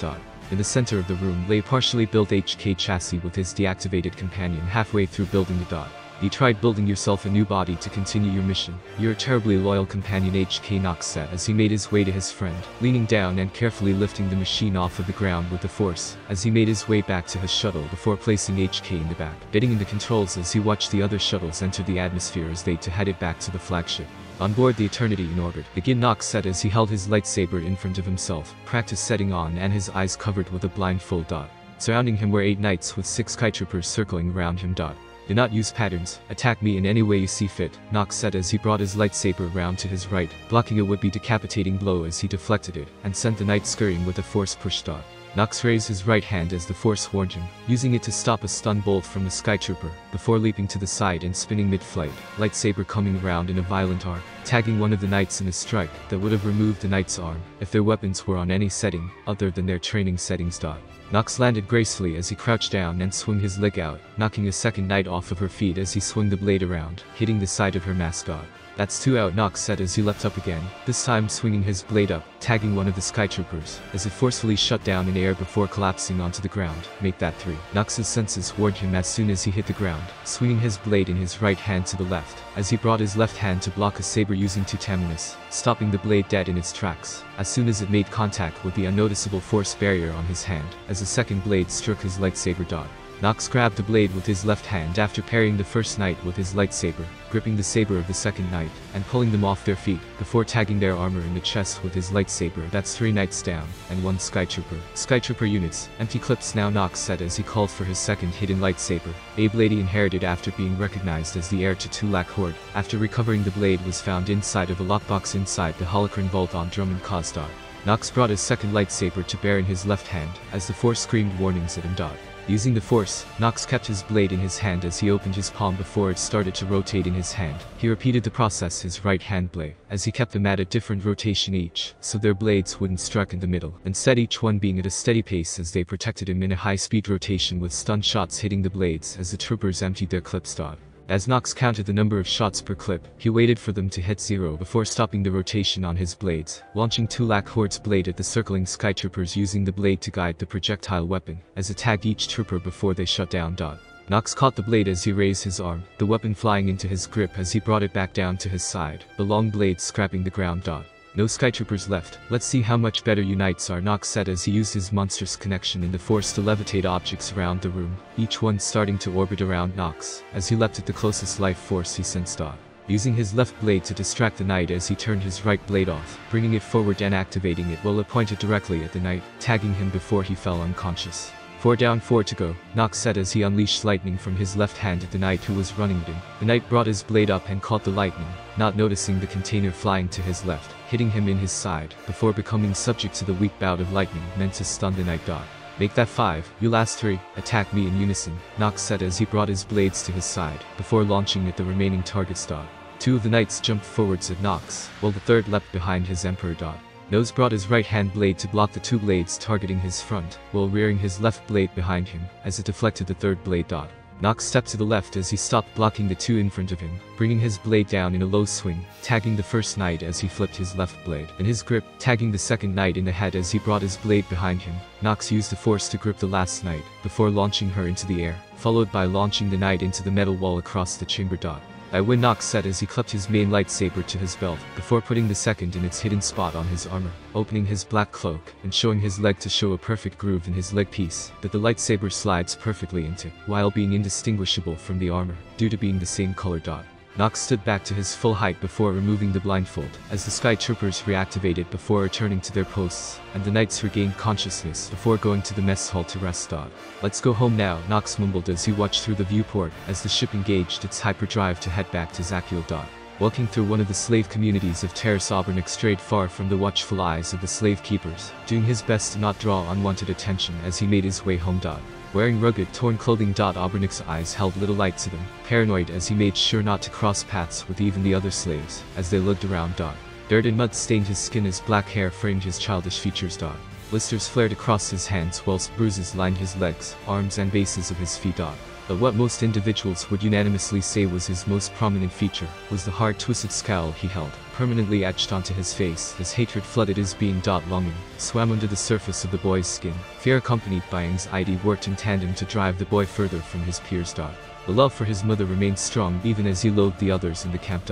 Stopping in his tracks as he walked down a mudded lane of rugged tents, Obernik clutched at the feeling of impending danger as he fumbled a small handmade dagger under his tunic.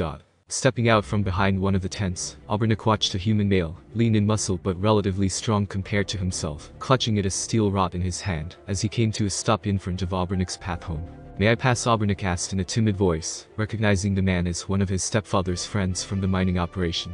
"Sorry boy, but I can't let that happen today." The man's knuckles whitened around the base of the steel rod as he took a step forward. "You have to understand, we have too many mouths to feed as it is, and not enough to go around. This has to happen." "Is it me you're trying to convince or yourself?" Obernik retorted as his own grip on the blade tucked into his pants, tightened as the opposing man's foot splashed a puddle feet away. "Please don't struggle." Raise the rod overhead. The man ran forward and brought the rod down, in an effort to instantly kill the small child. Narrowly avoiding the strike, Obernik took out his blade and stabbed at the side of the fellow slave's chest, his weak arm successfully plunging the blade between the ribs of the man, attempting to snuff him out. Wholly unprepared for the attack, the slave bellowed out in pain and stumbled out of Obernik's reach with the blade still in his torso.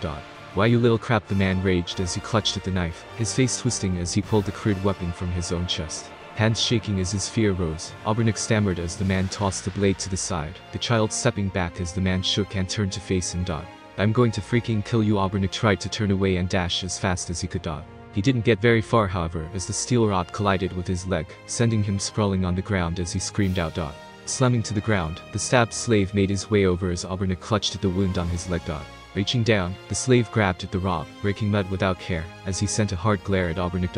It wasn't anything personal. It is now. The man slammed the rod into Obernik's cheek, taking satisfaction as a gash opened on the boy's face, spraying blood onto the mud as he repeated the motion in the opposite direction, a ding sounding as he broke the boy's jaw. Feebly trying to escape, Obernik made his way to his stomach and tried crawling away, however was halted as the same rod responsible for his hanging jaw smashed his reaching arm to pieces, warping its shape as the slave jumped on his fingers, squashing them underfoot with a small laugh. Tossing the rod to the side, the man brought Obernik back to his back as he straddled the boy, hands finding Obernik's neck as he began to apply pressure. "This is what you deserve, you little crap. Nobody wants you here. Nobody," the man seethed as he began to choke the child. A feeling of fire flowing through his veins assaulted the child as he was forcefully asphyxiated, fear and desperation growing, as he used his one good arm to try and pry the arms of his attacker from his neck. "You," expletive gasping but not having any oxygen enter, Obernik's vision began to darken. I just want to live," Obernik pleaded as all he saw was his attacker's smile. "Please." The answer came in a subtle whisper, the feeling, a promise, a hint, the sensation of safety, a haze rising over the boy's senses as the whisper promised he would live another day. Biting his actions, Obernik grabbed his attacker's arm, the feeling of a foreign power entering him as his grip intensified tenfold. But it was the feeling of wanting to take from his attacker that had the most devastating consequence. As both the attacker and himself could see, red motes of energy flowed from the man to the child, the man feeling himself weakening considerably as Obernik's munted broken arm clicked its own bones back together, his fingers rearranging themselves until they were healed. Vengeance flowed through Obernik as he used both his arms to clutch at the hands around his neck. Rage intensifying, multiplying as he took joy from the panic on his attacker's face. He doubled down on the sensation flowing within, and watched with wicked glee, as the flow of life force intensified, the attacker's arms losing their color and becoming gaunt all at once. "Let me go," but Obernik wouldn't. Instead he drank in the fear from the man, the whisper in his head, now a roar that he obeyed, his craving for revenge, his hate palpable as he willed the man atop him to die. It was at a slow occurrence, as the man was slowly drained of all he was worth, his face slacking, skin aging and flopping from his body, as his rags began to become loose. And when all was said and done, the man fell to the side, a husk, deceased. And Obernik laid in the mud, drinking in the final feeling of terror from his victim, wanting to experience the illicit feeling he was experiencing one more. He felt stronger than ever before in his life, healthy. But it wasn't finished as the whisper in the back of his head remained, ordering him to clutch, to stew in his hate, dwell and act on his greed, to take what was rightfully his, and he obeyed. He drew upon the wellspring within and around himself. And he knew, right then and there, that he was right. He was better than those around him, than his stepfather, than his overseers, than even his beloved mother. But it would be his secret for now. None could know well. He would study and test it. He would grow, and when he was ready he would act. And so, with his new power discovered, Obernik rose and stumbled from the scene, the body to be discovered and written off as an overseer, taking their anger out on the dead slave. Obernik made it to his home tent, drinking in the feeling, the sheer emotion from those around him, and with a small smile on his features, drew open the flap and entered. The present 9 years before the Battle of Naboo. On board the Eternity, Darth Nox knelt inside his chambers. Various holocrons lay scattered around the room, glowing with malevolent power in shades of red, orange and yellow. Each one having given their secrets to the being who used them. His large bed at the head of the room, as well as a study which had few datapads littered across the top of their surfaces. With his hand extended, Nox stared unblinkingly at the open holocron levitating in his open palm. Slowly, its pieces rotated around its core, a shining crimson light shining from within, as Nox channeled the dark side through the relic. All this knowledge, collected and shared by the Brotherhood of Darkness, as they naively tried to change the very foundations of the Sith Atlas, they were good for one thing, Nox thought, as he continued to absorb the knowledge stored within the ancient relic in his palm. Finally, all the accumulated knowledge of the Brotherhood of Knowledge is all mine, Nox mused, as the holocron gave up its final secret and slowly, but surely began to piece itself together in a swirl of metallic pieces, before sitting snugly in his palm. With a sweep of his hand, the various scattered holocrons rose from the ground and stacked themselves atop each other into a lockbox situated next to the desk within the room. Rising to his feet with a grunt, Nox walked towards the glowing lockbox, even as the door to his quarters opened, the familiar frame of one of his favorite droids walking into the room, just as Nox placed the final holocron onto the stack of accumulated relics, shutting the case, and locking it with a combination lock and fingerprint scan.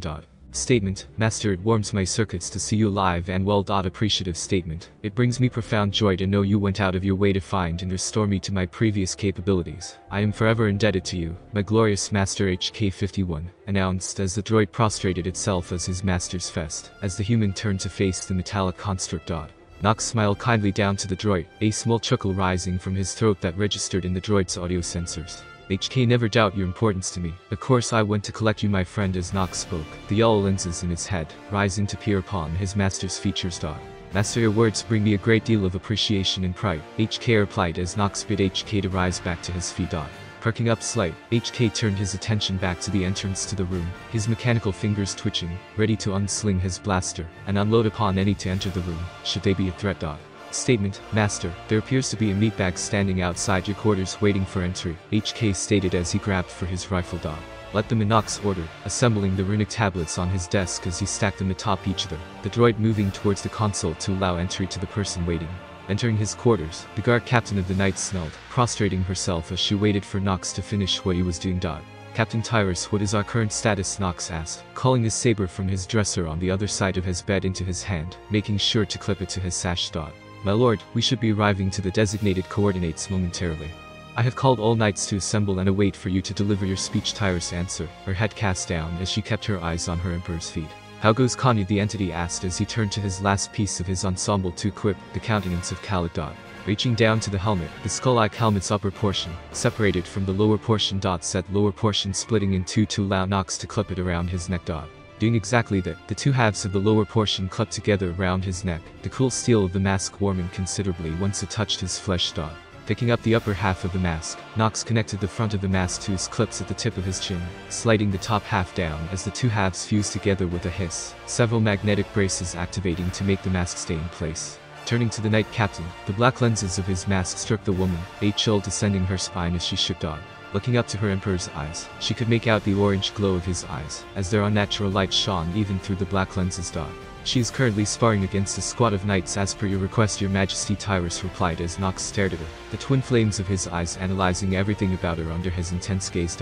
Alright then, it's time I delivered my speech to the knights. Come now. Nox clasped his hands behind his back, and marched through the open door to his quarters, chin held high as HK fell into step behind him. Taking a second to calm her breathing, the weight in her shoulders lessening as her emperor waltzed towards his target. Rising, Tyrus raced to join the man, the door to his room closing and locking itself, whilst she fell into step behind his left shoulder. Hall aboard the Eternity. The hall was silent even though 1,000 beings lives within the room. However, none within this room made any noise as they focused their golden armors glistening in the white lights from the ceiling, their saber staves held within their grips, whilst they stared up at the catwalk above them as their emperor entered. The legion of knights stood shoulder to shoulder. Groups of 20, rows of 5 by 5 stood together under the watchful eyes of the captains. And in front of all the knights was a congregation of exarches, the enhanced knights standing below the catwalk as they faced the knights, their intimidating armor, a stark contrast to their golden counterparts. His footsteps echoed around the chamber as he came to a stop at the podium at the center of the catwalk above. Silence prevailed as his intense gaze swept the room. From left to right, the knights could feel instinctively when his eyes passed over them as a chill shook them, a subtle whisper in the backs of their heads that they chose to ignore. Nox stood above the many knights below him, all sorted into their battalions, all looking up to him. Knights of Zakuul, proud citizens, guardians of the Eternal Empire. For so long have you patiently waited, stood guard over a spire you didn't know would ever be used again. You waited for your emperor's return. You stood tall under the condescending eyes of your own people. You followed your orders for thousands of years without change. Nobody could ask for a more loyal army. I take pride in the fact that despite the change in time, you waited. And now you will be rewarded. Noxus began his speech, the knights basking upon his presence as the force erupted from his form in a blast of purple vapor. It swept over them like a shockwave, nearly driving them to their knees, as they felt it penetrate their very being. And for the first time since the return of the Emperor, they felt him, felt the warmth he gave to them, whilst the freezing dark that rose from him chased away all adversaries that threatened them. He was like staring at a black hole feeding off a colossal star. The energies within him, a stark contrast to each other, was easily sensed by those below. His godly power demanding servitude by those below. Many a knight fell to their knees in open reverence, outright bowing as their teachings demanded their emperor be worshipped. Whilst I was gone, whilst you were tending to your duties, Zakuul fell. Snakes amongst our citizens grasped for power that wasn't theirs. They drove our planet into the ground. They swept their corrupt influence over the world like cancer, driving our citizens into the dark they couldn't get themselves out of. The standard of living nosedived into oblivion. But not anymore. We stamped out their darkness like the rot they are. But simply stamping them out is not enough. Our workforce is depleted. Our people sick. They need us. They need our help. Thus I have called us here, Nox explained. His anger, his hatred, a malleable, physical presence to those that could feel it.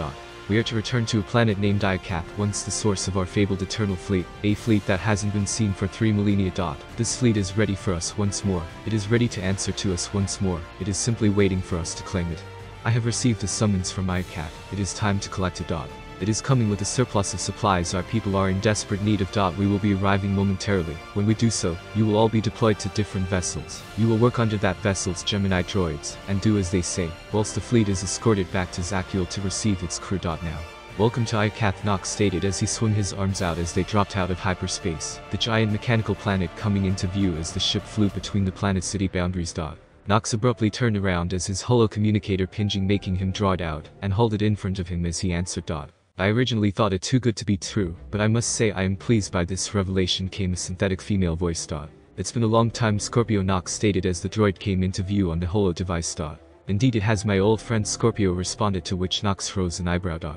Exploring emotions now are we, Scorpio, Nox said with a smug voice. Indeed I grow curious, however I take it you are here for more than a social call, Scorpio replied.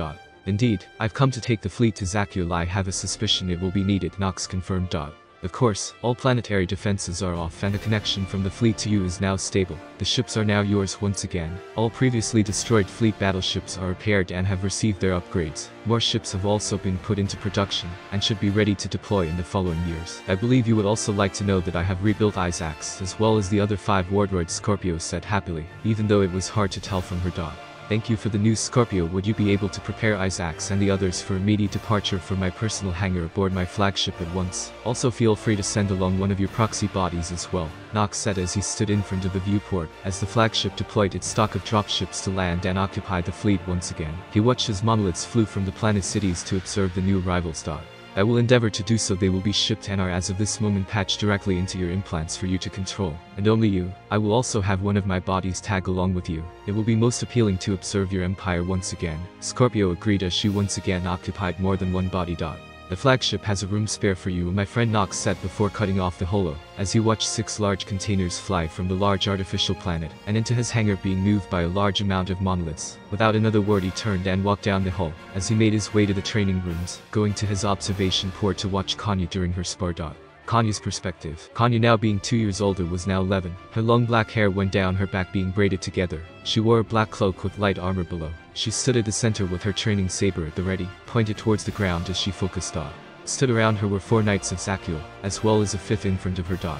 The knight brandished his weapon as he leapt at his opponent. Kanye leapt to the side as she swung her blade at his helmet, to which he ducked under and smashed her in the stomach with his armored foot, making the girl roll across the sand, before she slowly dragged herself to her feet. Pitiful, it's a wonder why our emperor even keeps you around, the knight said as he dashed at the girl, bringing his weapon down onto her blocking blade, causing Kanye's legs to buckle before she collapsed into the floor once again. You're weak, he said as he kicked his opponent in her stomach, the light armor denting as she collapsed yet again. You're a disgrace to his name, the knight said as he brought his blade up, and you are not worthy of his time. Kanye shot up off the ground as she screamed at her opponent. She could feel her master watching. No, not in front of him. I will not be an embarrassment. She swung her blade around as she sidestepped the attack from the knight, tagging his arms before swinging at his head as hard as she could, smashing her training blade against his armor, as she continuously pummeled his head. Before she knew it, the knight was dead, her broken training saber in her grasp, wedged into his helmet. Well done, Kanye, Nox said from behind her. Instead of being traumatized at the fact she had just murdered someone, hearing the praise from her master had instead caused her to feel obscene amounts of joy, to which she took great amounts of pleasure from. You are learning quickly, fueling the dark side with your emotions. You are doing well, soon I'll be able to teach you some of my own techniques, Nox said as Kanye repositioned her cloak over herself to fit over properly, as she stood next to her master. Now come, there's much we have to go over. Of course, Master, Kanye replied as they matched steps followed closely behind by HK. Quickly arriving at the elevator, the 3 of them entered before Nox pressed a button, the elevator beginning a dive down to the bowels of the ship. They waited in silence, Kanye basking in her master's presence before the elevator came to a slow halt, the doors opening with a hiss. Tell me, Kanye, have you been keeping up with your studies of the Sith? And the GD, Nox asked as they walked through a barren hallway, no signs of life, no matter what way they would look. Of course, Father, Kanye answered swiftly, Nox nodding at her words before pursing his lips. In your own words, what is the difference between them, and what would you say their greatest weaknesses are? Nox asked as they came up to a door, his hand coming up to a scanner that opened upon accessing his fingerprint. The door promptly opened to reveal a meditation chamber large enough for 2 people. The difference between the GD and the Sith are their views and applications of the Force. The GD are selfless, they use the Force for others, to better the world around them, regardless of the detriment to themselves. They follow the will of the Force above all, Kanye explained, whilst Nox nodded his hand and answered. Go on. Nox waved his hand before going silent to allow her to continue. The Sith pursue personal gain, attempting to subvert the will of the Force and dominate through their own power. The dark side is their tool, rather than their ally. Kanye spoke of the Sith from an overall view. What about their weaknesses? Nox asked as he began to sit down, sighing as he crossed his legs and placed his palms on his kneecaps. The GD's weakness is the dark side. It is hard, almost downright impossible to remove a sentient creature's desire for greater knowledge to further themselves, to feel compassion without love, and so forward. It's dangerous, and it's almost why the Sith are almost able to win, Kanye continued, as she sat down in front of Nox slowly, removing her back cloak. What about the Sith? Nox asked as he opened himself up with the Force, making sure that he shrouded himself from the senses of the unwanted. Paranoia, their desire for power prevents them from making long-term alliances. They're self-destructive, addicted to the power they gain and lack control. When pushed to the edge, the Siths want to dominate is their greatest weakness, along with the fear of losing their power. Nox nodded at her words with a complicated expression. Well, that's not wrong, Nox thought before rubbing his chin. Very good, I see you've been taking your studies seriously. Nox gave a warm smile to his charge. Now what about the Knights of Zachiel? Nox smirked as she stuttered slightly as he gave her half-lidded eyes. They're an outlier. Their ideals are about embracing the entirety of the Force. But their beliefs that the Force is a tool drives them to lean more to the dark side of the Force. They aren't trained to channel their hatred properly, nor do they release their emotions to the Force. But their training allows them to perform feats greater than many a GD or Sith were regularly capable of. Their devotion to you. Their emperor and desire to honor both you, the Empire, and strive for justice makes them capable of many great and terrible things. A terror to face for any unfamiliar with them, Kanye explained, her words careful as she wished not to offend her master, nor her fellow Force users. But good, now let's begin our meditations, Nox announced as he closed his eyes. Seek wisdom, knowledge, and power through your communion with the Force. She did as told, as she closed her eyes and opened herself up to the Force before Nox. She delved into her meditations with gusto. But Nox did not. Instead, he used this time to study Kanye intensely, delving into her fears, her desires. Her deepest secrets were available for him like an open book, and he read it seamlessly. It took moments for his studies to be completed, compartmentalizing it away for him to ponder on another time. When he was done, he allowed himself to fall into his own meditations, eyes closing slowly as he dove into the Force. Nox opened his eyes to the blinding smile of the woman he loved. her blonde hair cascading down her head as her molten yellow eyes studied him with open obsession. "What's wrong, dear?" Lana asked as she studied the twitching of his brow and the tightening of his chin. His mind was going haywire, moving 1,000 miles a moment as panic began to settle in. "Nothing, love, nothing. The world is just right," Knox whispered as he snaked his arm under her body and pulled her on top of him, the woman's giggles giving him a moment's reprieve as she came to rest her head on the crook of his neck. The warmth gave him a great sense of comfort as he forgot his problems and simply basked in the moment. "I love you, you know," Lana whispered as she pressed herself to his body. "And I don't know what I'd do without you," Knox mumbled as he hugged her closer. "They're coming, you know." Lana's sudden turn of attitude caught Knox off guard, just as he suddenly remembered he was really meditating, whilst his lover was a mere representation of his desires. "You're not," Lana, Knox hissed as his eyes narrowed, a sudden wave of hatred washing over him as the world around them shook and darkened. The false Lana sat up, eyes shining white as energy pulsed off of the woman, the world dissolving away into a vast array of colors that saw Knox falling into the abyss. He was quickly disoriented as a blinding light burned his front. "My lord, they're breaking through our defenses," an exarch bellowed in fear as the image cleared, showing him on the bow of a ship he couldn't recognize. Staring forward, he saw waves of creeping darkness swallow an eternal flagship. Strange, clearly dark-side creatures swarmed over the vessel, tearing into the panels of the ship, whilst cannon fire failed to affect them. Coming out of the creeping darkness was another creature. Faintly he recognized the creature as it reached forward with its tentacles and arms, making a tearing gesture.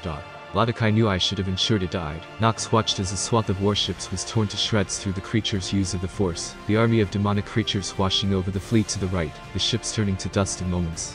"We've lost the entire right flank, my lord. Your orders?" a clearly terrified captain asked as she turned to Knox, yet the man gave her no response, as more creatures just like Clodic began to appear throughout the battlefield.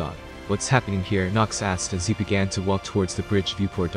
"They came out of nowhere, sir, sweeping through the galaxy in a day. They caught us by surprise. Our Vong allies were the first to die in 3 hours. 35% of the galaxy stopped responding to outside communications. They moved from the western sectors swiftly. The Sith offered no resistance and died immediately after. The Republic fell by 12 p.m. the same day.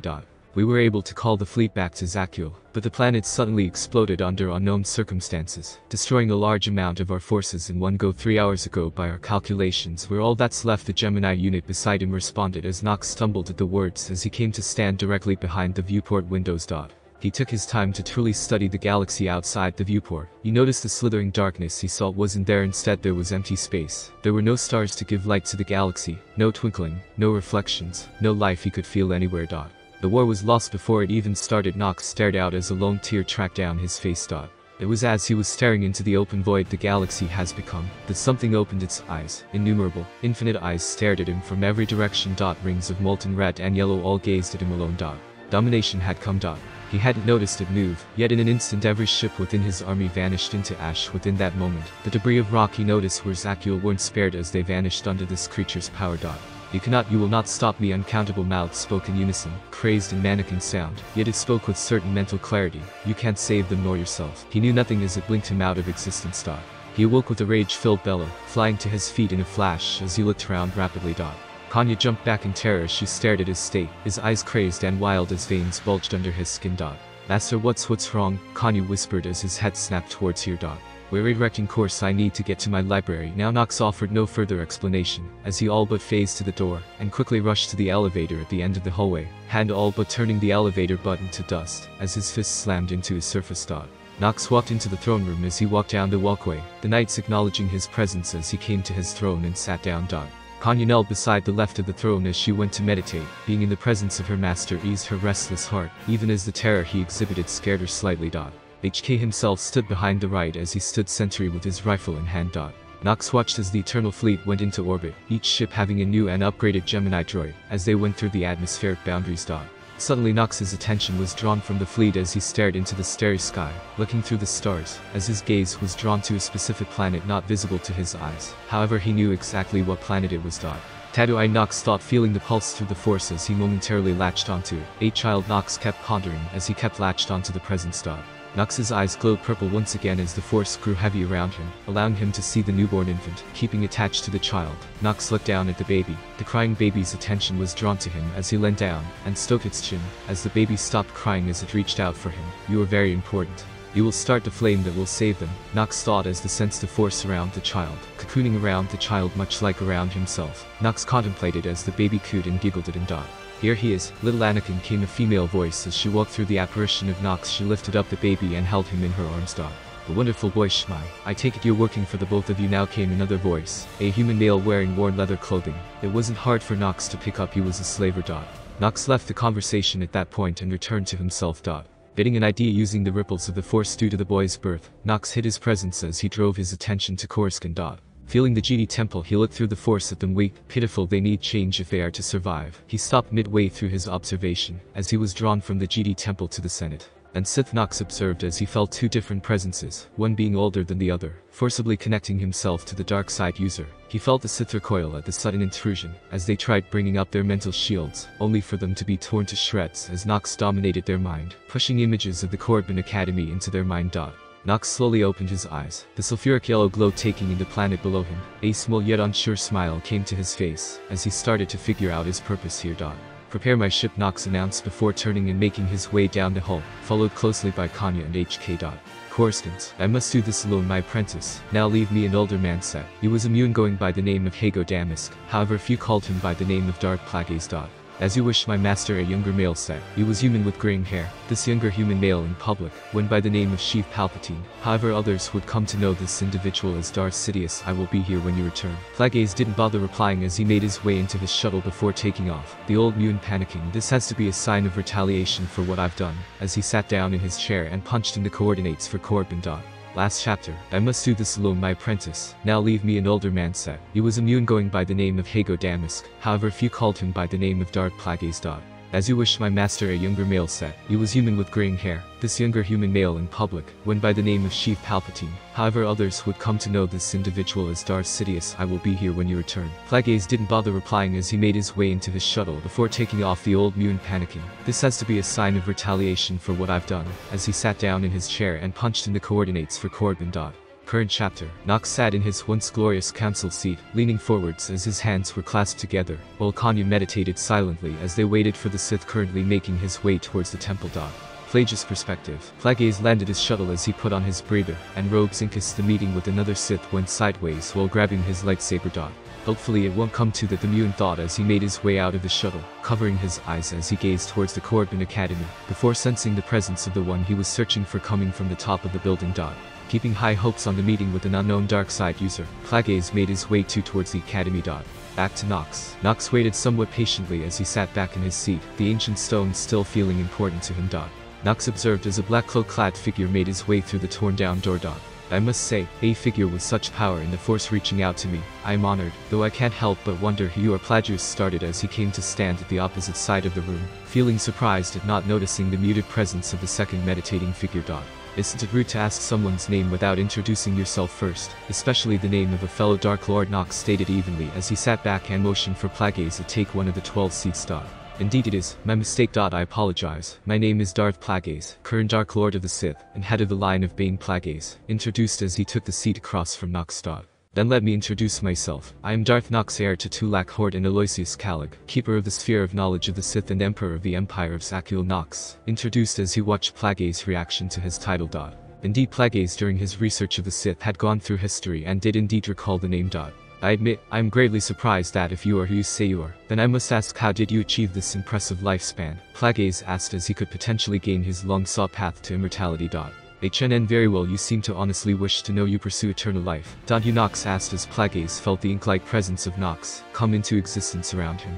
I am indeed. It is something I have strived for since my time as a young impressionable boy, Plagueis explained, wanting nothing more than to know.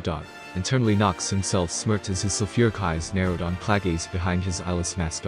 If I explain the ways to achieving such a thing, what do I receive in return? Nox asked as he observed Kanya, who had been meditating throughout the meeting. An alliance, we Sith do not need to fight. We could learn so much more about the Force if we simply work together, Plagueis stated with hope.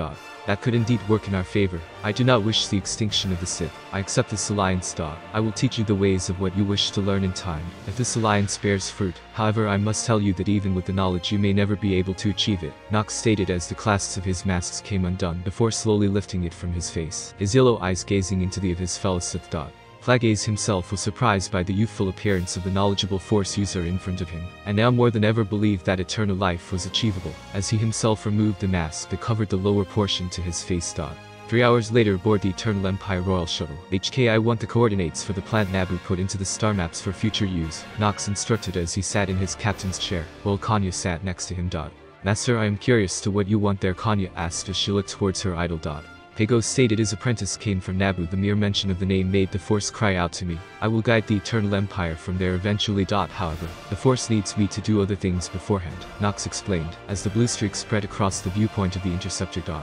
Kanya nodded as she closed her eyes as they disappeared from Corbin, a shuttle exiting with an ecstatic Muon punching in the coordinates for his home. Aboard the Eternity. Master, what is that? Kanya asked as she watched her master stare intently at a heavily worn and damaged mask, while he sat on his throne. The mask was grey with red coloring along the front, with the red in a V shape along its front, with another grayling inside, and overlapping red. Where the eyes were located was a thin black visor that went horizontally across the mask. On the right of the mask was a gash that went through the visor, with other forms of damage littering its surface. Revan Reborn mask. This mask, along with his lightsaber and robes, belonged to a man which I respected. I had the honor of fighting him myself, and was the one to strike him down. I returned once everyone else left and collected what remained of his memory, being both his lightsabers, cloak and mask, as well as his legacy. I keep the cloak and lightsabers locked away, but I occasionally gaze upon the mask of the man that started my rise, albeit unwillingly so. In short, sentimental value, Nox explained as he ran a finger across the mask. Who is this man, Master? She asked as she paid closer attention to it. You will find out later. For now we must plan our course of action.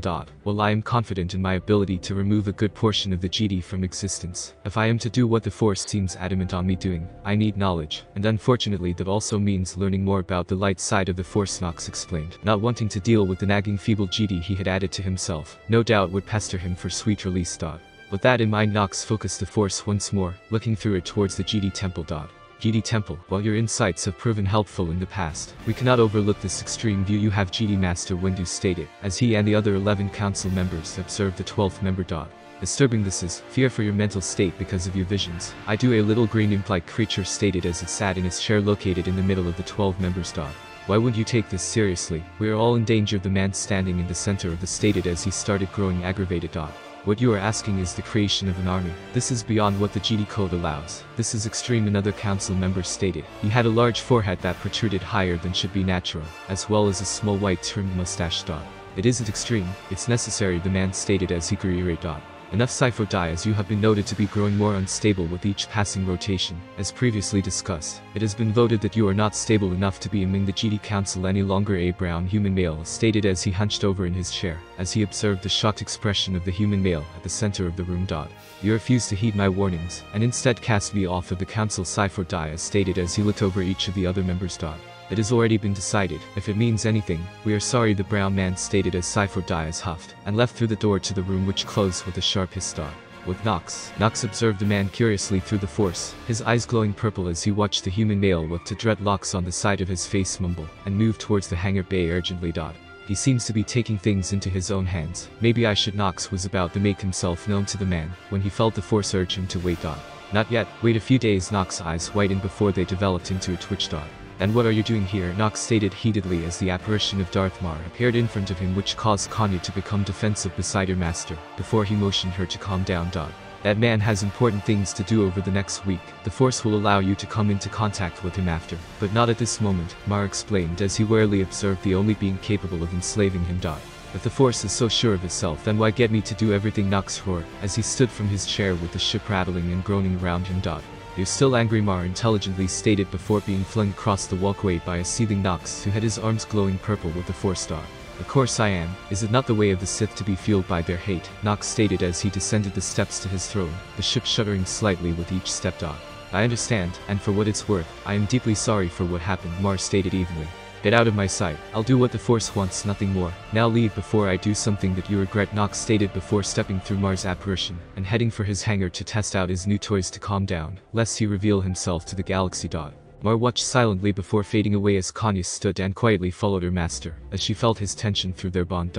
You should have let me out to have some fun. I haven't been out in a long time, not since that. Nox heard a female voice from the deepest parts of Nox's head. Nox hangar. Kill it, Nox shouted as the Isaac's droid was controlled by his implants, destroying several Skytrooper units that had been manufactured specifically for testing.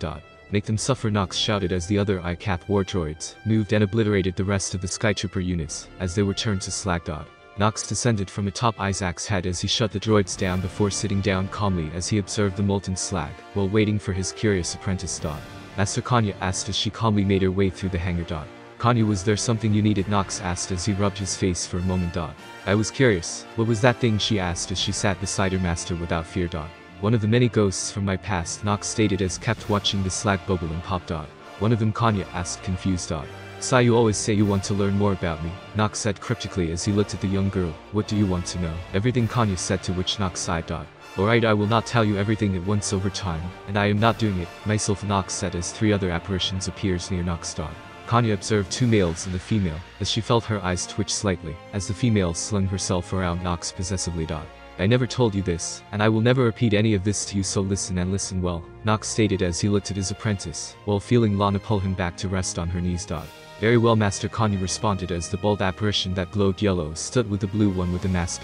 Years ago, I was born to a slave couple on one of the moons of Terrace. I watched them die when I was 12 to my master, who was a beast of a man who molested my mother's corpse for his entertainment, until she grew to smell too bad for him. I grew hateful and resentful to anyone around me. Eventually my hatred grew so strong that one day, while I was being punished for a mistake I had made in the mines, my rage turned into energy as all my slavers' skin melted from their bodies. That was the first time I had ever used the Force, and it killed everyone around me, Nox said without a hint of remorse, as a smile made its way to his face, lightning racing along his arm.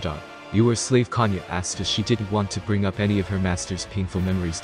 Yes, I was, until I was a teenager when my hatred grew to such proportions that it changed the world around me simply by my moods, Nox said as he looked back to Lana. Forgive me, Master, if I have brought up in bad, Kana responded. Forgiven anyways. The Sith found out about my Force sensitivity. I was sent to become an acolyte. I fought my way to become the apprentice of a woman called Darth Ash. I succeeded. After that, she sent me on a wild goose chase to find artifacts for her to use. All the while an ancestor of mine guided me. He helped me thwart her attempt at stealing my body. I was given the title of Lord after her death, and I quickly gained power through the Force. However, it wasn't quick enough, and I knew that. But as it would happen, luck was on my side. I was and will always be the only person to ever be able to bind the physical manifestations of the Force to myself, effectively removing me from the clutches of death, as long as I have the ability. And that is what happened to these people. I became so strong in the Force that both the Jedi and Republic acknowledged me as a larger threat than the Empire itself. But they failed to kill me. I bound what remained of my family with their consent, along with every pathetic Jedi on the planet. Thus gaining power that nobody can equal anymore. I no longer work in the same league as other Force users. I am unique, and the Force acknowledged that, and it decided that I was good enough to ensure a stupid plan works, Nox explained, as he allowed Kanya to observe him briefly through the Force. Her eyes widened as she felt 2 very different things from her master at once. She felt like she was basking in the sun, as she could feel the supernova of light side energy leaking from her master, and almost burning her skin. However, she grew cold as her breath grew visible as she felt the dark side of her master. It made her shiver as she compared her own darkness to his. Hers was black, yes, but it seemed so corrupt and hungry, that she dreaded what it was like to be his enemy. How? Kanya asked with a loss for words. I am the unification of both sides of the Force, a unification that had only been seen a scant few times in the past to this degree, and I will master all of it, Nox stated as he closed of what little of his presence he really let her feel. Nox kept a focused and blank look on his face, as he once more proved his perfection of the lightsaber techniques he had collected from his ancestor Tulak Horde, and using them to finally piece together the man's own lightsaber style. Tearing through the ranks of knights with his training settings on, black and purple flashing violently, but beautifully, as many were either disarmed or knocked out, as they had no way to stop the fierce practitioner of the Force in front of them. It is even greater than expected, Nox stated as he leapt at the second group of knights immediately to his left. His lightsaber coming down to the left in a smooth arc, as 3 of the knights were tagged before collapsing. It took many years, but I have finally done it, Nox commented once more as he blocked the strikes of a knight from behind, before swiveling and tagging the knight in the chest, as the man had moved for a downward strike, but wasn't quick enough. Disengaging his lightsaber and clipping to his belt. Nox let the remainder of the knights leave, as they helped their comrades leave the room. Walking over to the only holocron of his ancestors he had not taken all knowledge from until earlier that day. Tulak Horde's lightsaber style, the style of the single most feared lightsaber practitioner in the history of Jedi and Sith, now added to the knowledge and skills of his only heir. Placing the holocron inside of the crate he had the rest of his ancestors' knowledge. Nox set the locking mechanism, and imbued the box heavily in the dark side of the Force, making it harmful to all, but whom he allowed to be anywhere near. Kanya, I can sense your unease. Speak your mind, Nox said as his young apprentice slowly walked up to her master in a nervous stride. Forgive me, Master, I do not understand. Why do you of all people require a lightsaber for combat? Kanya asked in genuine curiosity before hearing a chuckle from her master. For all intents and purposes I could simply crush all opposition with, but I thought. But I am not naive enough to believe that will always be an option. So I learn, I grow stronger, I dominate in every aspect in both the living force and cosmic. Even something as simple as lightsaber combat I will not allow to go unmastered, Nox explained as he heard the lock in his crate engage and seal the box tighter than any vault he could have put the holocron inside. Where will you be putting all this, Master Kanya asked as she was curious about Nox's recent actions, having every holocron not being used put on the Eternal flagship, and ordering a jump to a planet she had never heard of. To my personal palace. They will be kept in a vault accessible only to me and those I deem worthy, Nox stated as they were notified of their arrival. Nathema, looking through the viewport of the Eternity as they descended planet-side with the flagship. Nox whistled as he watched the forests that had started to regrow after the death of Valkorion by his hands. For the second time, even though he put the man down plenty more times before simply enacting the ritual force walk he had done many times in the past, and bound the man's force ghost, when Tenebrae tried to take over Satel, obliterating the man's mind in the process, and instead of letting the power be dormant until used, permanently added it to his already unnatural connection to the force. Though Nox needed to rest after gaining the obscene amount of energy, once again thanking the mother machine for giving him such a body not bound by the usual limits of the force before destroying her after calling her mother. Though he did keep the forever brain-dead force ghost of Valkorion stored in his cortex of memory where he defeated the man for the second time, having found a way to actively leave and enter through meditation.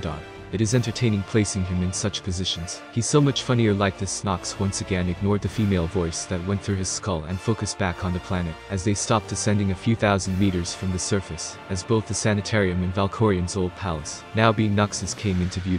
Attention Skytrooper Squads Alpha 4, Beta 9 and Omega 1. Transport all holocrons to the primary vault located under the sanitarium. Under no circumstances are any holocrons to be left behind, Nox announced as 90 Skytrooper units did his bidding, each one carry Atlas 1 full crate, some carrying more than one. This place is beautiful, Kanya announced as she stood beside her master, childish awe taking over her as she looked at the vast forests below. Indeed it is, more beauty lies on this planet than most of the rest of the galaxy. Powerful and dark sides of the force. Primal and alive, Nox answered as they made their way towards Nox's shuttle. Taking but a few moments before they were hurtling through the atmosphere towards the dark-colored monstrosity that was the sanitarium.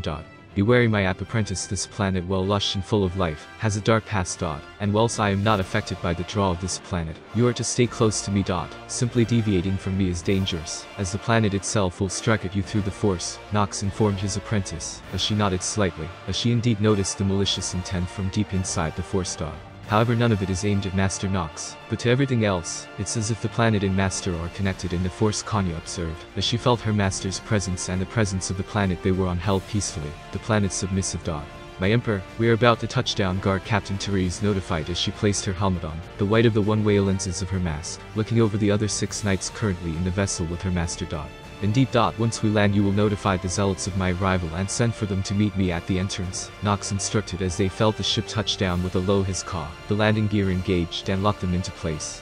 Of course, my Lord. Therese bowed before departing the ship with her knights, and departed for the Nathema Knight compound constructed by Nox.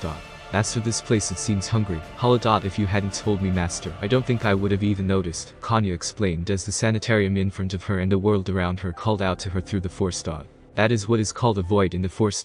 It is not simply a force cloak. To simply not exist in the force. That is what a void in the force is. I utilize this to make myself invisible completely in the force, as well as forming a nullifying miasma across the stars to hide myself. However, Nathema is unique. The void in the force has tainted the very planet.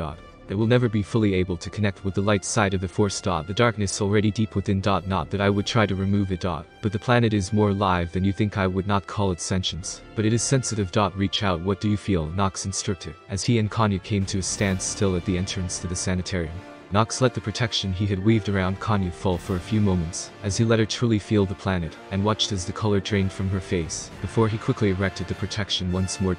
This planet, it's so dark, hungry, powerful, Kanya rasped out as she barely suppressed a shiver, as she nearly lost herself to the very will of the planet. It will forever remain so as well. Something terrible happened here. Something that made a monster. A monster that was put down. Now we will not remain here long. I fear the longer everyone stays here, the more susceptible to the planet they become, Nox instructed, as he watched the Sky Troopers march crate after crate of holocrons past him and Kanya. Everyone except you, Master, Kanya stated as if it were fact. Indeed. I alone will never be the target of the void that is this planet. In fact, you could say that I am already a part of it, or it is a part of me, Nox said cryptically, as Kanya remained silent as Nox turned and walked back outside of the sanitarium, hearing the approach of the zealot leader. My emperor, what is your command? The zealot leader Fawn all but groveled at her master's feet. You are to protect the palace and all secret held within with your lives. That vault is forever off limits, as well as the other strongholds around the planet, Nox instructed to the zealot leader whom bowed. Of course my lord Fawn accepted his duty and made haste to set up defenses around the sanitarium and the like. The guard captain Tyrus drew her saber staff as several Vorklaws surfaced from the dirt of the planet as they stumbled sedately through the entrance of the sanitarium. Down the hallways and eventually stood in front of the vault door where they went comatose, except where one lingering night trooper was torn apart after deviating from its patrol pattern and was reduced to shards of metal as the Vorklaw protected the vault. Interesting, it seems that the local Vorklaw population will also be helping in protecting the secrets of my vault, Nox explained as he felt the planet's control over the hive mind and its innate need to please him. It appears that with the return of the Force to the planet from my consumption of Valkorion, the planet has developed a sort of subconscious. It appears it sees me as either its savior or father, Nox contemplated, as he had seen similar cases of objects in the Force becoming sentient, but never on such a scale. I'm not about to let such a thing simply go either, Nox thought as he opened up and reinforced his connection to the planet, created after the destruction of the Eternal Emperor at his hands.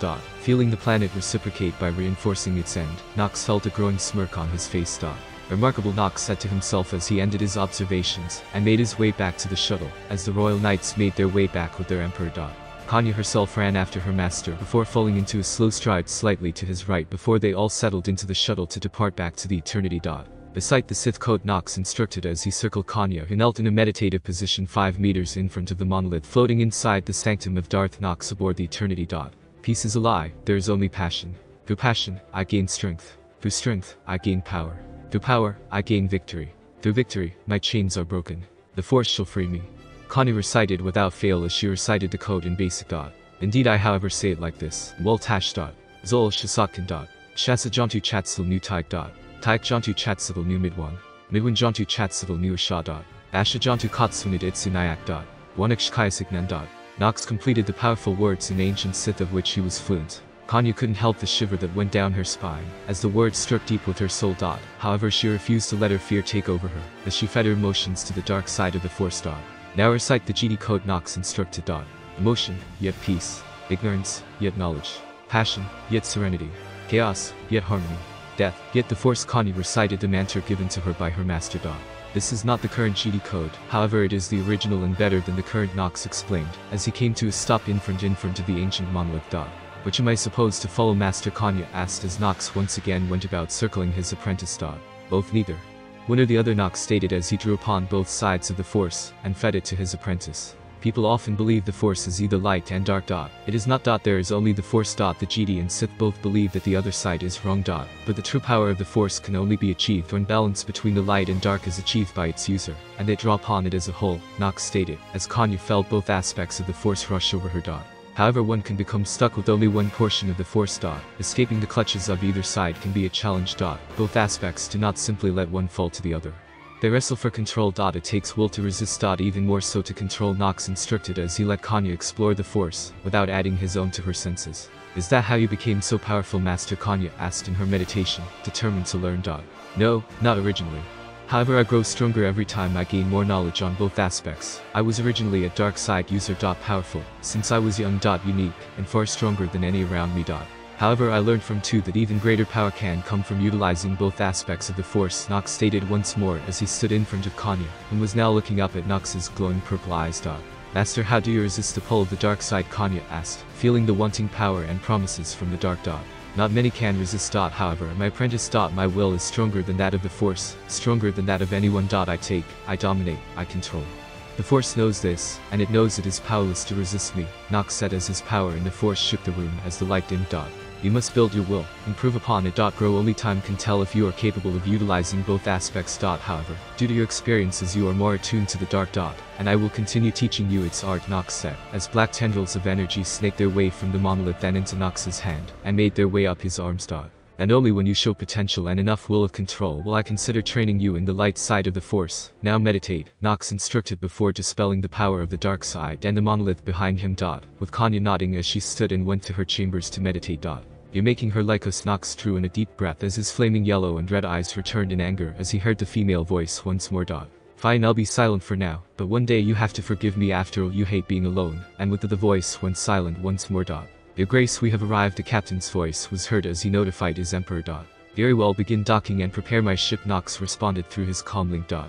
Tatooine, master this planet, it's horrible, Kanya remarked as she kicked at the sand below their feet in the spaceport, her black cloak being wrapped closer to her body, while her yellow eyes looked over the denizens of the spaceport. Indeed it is. HK, guard the ship. Kill anyone that tries to touch her, Nox ordered with his skull-like mask, looking and observing for any authority figures. Statement and order I will fulfill and warm my circuits as I do, HK stated. As he stood sentry below the ramp of the Fury, he used once more. Nox and Kanya made their way through the seedy spaceport, as they kept their features hidden with their cloaks, Nox using his sense of the Force to locate the presence he felt long ago. Kanya, I would like a meeting with whatever hut runs this planet, make it happen, Nox ordered as Kanya made to do his bidding as she disappeared into the crowd. Now little Anakin, if I was a slave boy, where would my mother be, Nox thought to himself as he made his way to the slave huts. There you are, Nox thought as he latched onto the small but steadily growing presence of the baby, before turning in the direction of the boy. My master wishes for an audience, Your Grace, Kanya stated as she stood before Jabba the Hutt whilst he and his lover rested comfortably. Manta, Jabba responded to his translations droid quietly. Jabba the Exalted says, speak, the translation droid doing its job. My master comes with an offer, of what I do not know, but great it will be, Kanya spoke in reverence. Jabba wants to know, here your master is, the translator droid asked first master. He will be arriving shortly. He had other business to attend to, but is on his way at this moment, Kanya responded as she felt her bond between her and her master. Then we wait until he is here himself, and hope that the mighty Jabba doesn't take offense to him, the droid stated as it stood by patiently, while Kanya narrowed her eyes in anger, but squashed the urge to tear the droid's head clean off for the sake of not upsetting her dear master.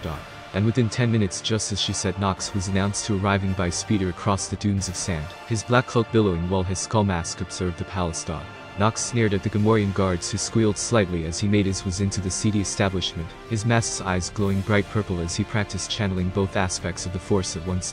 Stepping down into the enclave to which currently housed Jabba and Kanya. Greetings, Your Eminence, Nox stated as he stood in front of Jabba with Kanya fidgeting by his side. Abajuda, Jabba stated as the droid translated his greetings. Let us begin, Nox stated as he brought out a holodisc. 3 HRS later. That went well, Master, Kanya said as they walked towards the spaceport. Did you complete your other task, Master? Indeed, I have been able to confirm my suspicions. Now we just have to wait, Nox said as they spotted HK and several dead Rodians. HK, initiate takeoff procedures, Nox ordered as he walked up the ramp of the Fury as he connected with the fleet, as several ships dropped out of hyperspace, along with the Eternity to re-accommodate Nox, as he planned his next move. Sitting atop his throne aboard the Eternity, Nox delved deep into the Force as he searched for his would-be GD instructor, the black-haired man having already ordered the creation of some stupid clone army. Looking at the man through the Force, Nox became very aware that it would be next to impossible to get the man's allegiance unless he broke him, which was not what Nox could do, because he needed the most up-to-date knowledge of the light side. Dang it, Nox yelled as he slammed his hand into the end of his chair. The entire throne room absorbed the Eternity, creaking as several lights shattered, a ripple flowing through the Force before his eyes widened as he gazed further than Coruscant and Kamino. A sick smirk coming to his face as he closed his eyes and delved into the Force once more before opening them and calling for the bridge commander. Commander, set course for the Belderin sector at once, prepare 3 fleet warships, and have my wardroids ready for deployment, Nox ordered as his sulphurous eyes gazed towards Kanya, who once more knelt beside his throne, herself delving into the Force. Kanya, we will make one stop before arrival. You will take HK with you to Naboo and arrange a meeting with their royal family, Nox ordered as he sought to test her. Of course, my master, Kanya stated as she stood and sauntered out of the room with HK following her obediently. So what is it you want me to find there, Nox thought as he wondered what was so important about the Belderin sector, that the Force would show it to him. Prepare to neutralize all resistance. Any who do not fight, don't harm them. Kites upon arrival. We make haste planet side, Nox stated as multiple affirmatives rung throughout the Eternal flagship, as Nox sat back into his chair, his sulphuric eyes holding a calculating gaze as Scorpio waltzed into the room. My old friend, how wonderful it is to have you here. Nox smiled as Scorpio nodded and came to stand directly beside the throne as his advisor once did. Tell me, what do you know of the Belderin sector? Nox started as Scorpio started to relay information, and Nox's eyes had a certain glint to them once more. Nox's sanctum, standing across from the floating monolith once found within the gravestone but now resided within the personal training location of Nox. I have been kind to you, Xildrog. I have let you live by implanting you within this monolith. However, I grow tired of your constant squabbling, Nox said as he stared at the monolith that shook slightly from the presence within. I serve nobody but Tenebri, the layered voice of the entity known as Xildrog stated as Nox grew a vicious smirk. You do not know who, so Act 2 then Nox began, only to be cut off by Xildrog. The Outlander, my final target, I will eliminate you, Xildrog threatened as Nox became enraged and did something he had not in a long time. eyes becoming black as he scowled and let out a roar whilst both arms clenched in front of him. The room burst as a red miasma began swirling around him, with the monolith screaming in agony. Anything not bolted down was hurled across the room, as the entire ship shook and groaned underfoot, with the walls caving in along some walkways. I will reveal something to you here now, Zildrog, that I keep from everyone. Tenebrae was defeated within Satel. But that was not the whole truth. Tenebrae, Valkorion and Vitiate all turned to stone. Bekasu, I took their force power. I took their very essence and added it to my own. I stole the power of the single most feared entity the galaxy has ever seen, and I made it my own. I know all his techniques, I know all his secrets. I have all his memories. The very force energy he wielded along with the very metachlorians he held have merged with my being, and has been added to my own. Tenebrae is no more. I have achieved what he could only dream of, and I am endless. Nox yelled as he dominated Zildrog in its entirety as the X-machine submitted to its new master. Reeling in his power as the ship returned to normal, the knights picking themselves off the floor whilst the droids moved to prepare repairs. Nox put on the helm of Aloysius Kallik, his ancestor, once more to hide his transformed eyes from the world, the eyes only achieved by two, as he no longer bothered to hide them under illusion. Glaring at Zildrog as it awaited orders, Nox used the force to pull several unplugged wires from the wall and slide them into place upon the monolith's relays. You will target only those that I choose. The Omnicannon hidden within the bow of the eternity will be fired when I order. Do not test beyond this, or I will remove you entirely. Nox threatened as Zildrog groveled to its master, as Nox turned as the door to the sanctum as it slid open, and a frantic Kanya ran into her master, thinking he was injured. Master, are you okay? Kanya yelled as she looked over her master for injuries. I am indeed. In fact, one could say I have never been stronger. For a long time I have restricted my body for the safety of those around me, but now I can channel the entirety of my power without issue. No drawbacks. Time and space can't even resist me. Now that I have reawoken to my fullest, I can even influence the very life force of the galaxy to my will. Come, Kanya. Kneel before me. It is time I broke you beyond the limits of the Sith. GD Nox ordered as the entranced Kanya knelt to her master with nothing but awe and love in her gaze. Grabbing the top of her head in the center of her chest, Nox reared his head back and roared as the room shook once more, the force screaming in agony, as its very connection to mortals was influenced. Metachlorians, the bacteria that gave beings the force, were screaming in agony within Kanya as they were forced to multiply, going from a simple 10,000 to 17,000 per cell, as Kanya screamed as she was buffeted by energy. Taking his hands away from Kanya as she collapsed, the force flowing through her like never before as Nox influenced her mind to the point she couldn't conceive the thought of betraying him. You know, with that Yukari will make me another body with Sith sorcery. You know, just the thought. The female voice resounded with Nox's skull once more as he glared, thinking about the tortured soul that had become smitten with him during their battles against each other. It would get you out of my head since you live in my cortex of memory, but you know you like it in there. I'll think about it. Nox thought back as he received a satisfied humming response, as everything went silent in his head once more. 3 hours later, waking up feeling more alive than she ever had, Kanya lay before the throne of her master as he gazed towards the stars, his eerie skull mask hiding his face. Kanya, from this point onward I will no longer be holding back during your training. I will teach you to dominate the force from this point onwards. Nothing held back. Now Kanya, take your meditation position and listen to my voice, and only my voice. Nox instructed as Kanya did so without question. Turning to her as he walked behind the girl, he began to reveal one of the philosophies he had developed to his student. I once learned from a being considered to be immortal. He was once so strong he cast off the skin of a Sith and became something more, something greater, and he came up with a new sect, a new philosophy, a new way to power. One of his names was Valkorion, who under the skies created the order that I follow. The GD and the Sith are weak, they rely on only one aspect of the same coin, but to truly become strong, one must embrace it all, or fall to the deepest ends of either. There can be no 20% this and 80% that. Either completely fall to one or break them both. I will teach you techniques from both. It is up to you to use whichever you truly desire. Nox instructed as Kanya nodded, started to use the force while her skyrocketed power, making the air around her shimmer in darkness before going grey. Continue to grow in strength, continue honing your mind to resist the call of either side, and when you have learned enough I will test you, Nox stated. Scorpio, prepare for the siege on the prison, Nox stated as the woman-like droid relayed his orders. 2 days later, Lolase, Sir, a Republic officer yelled out as the GD Master in charge ran to the viewport. What is that? Send an emergency beacon to the GD Council. GD Master Tor yelled as his men did as ordered. Without warning, the holoprojector lit up with a single figure standing on screen. I am Emperor Nox of the Eternal Empire. Surrender your prisoners to me without fight or prepare to be annihilated, Nox stated, overcalmed as he stood with his arms behind his back and feet spread apart. Foolish, the Republic will be here by the time you're even AP to break our defenses, and they'll annihilate you. Tor, regarded as the Republic officer, snorted at the holoprojectorian. We'll see about that, was all that was said as the transmission went dark. Sir, they're blocking all comms, the Republic officer stated as he looked at the GD Master. Aboard the Eternity, the Isaacs TIF prepare for immediate departure. Cruiser AC-103 and I-771 deploy all Skytroopers behind the wardroids, prepare 17 squads of knights, and of them follow in arrow formation behind the droids. Let Nox stated as the door to his hangar opened as Isaacs and Tith stood at the force field that was the exit. Leaping onto the head of Isaacs as he motioned them forward, Isaacs leaping from the Eternity followed by Tith as they plummeted towards the shielded citadel. Twisting his hands as they fell, a ring formation formed around the citadel as lightning flashed in his hands, soon replaced by pure force energy. His black eyes glaring at the base as he slammed his hands towards the base, a blast of pure force energy escaping his hands in a purple ring, rivaling the one around the base. Holy crap, Torres stated as the shield held absolutely no resistance to the force attack. A range all personal. We're repelling that he didn't finish his sentence as sirens blazed around the base, cells opening as the rogue GD held within all clutched their heads, along with Tor feeling the intrusion. The GD have turned their backs on you for seeking something more or having power to which they feared. From what I know, fear is not something the GD have, but they have proven themselves hypocritical in saying as they fear each and every one of you, cast you out of the only home you've ever had, like scum of the galaxy, to be imprisoned behind shields so they can origin you don't exist. Well, no more. I have come to free you, to offer you a home to which you can use your power to how you see fit. For love or for peace, it matters not. Will you join me? If so, fight.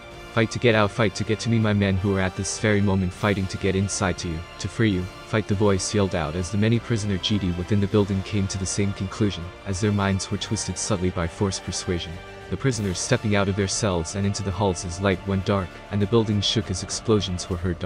Over camera feeds, the security watched as the Gedo band together as they broke through walls, leveled entire platoons of droids and Republic officers, and subdued their fellow GD. For our new home, shouts resounded as when the antenna was used as a nail, and slammed through the control room.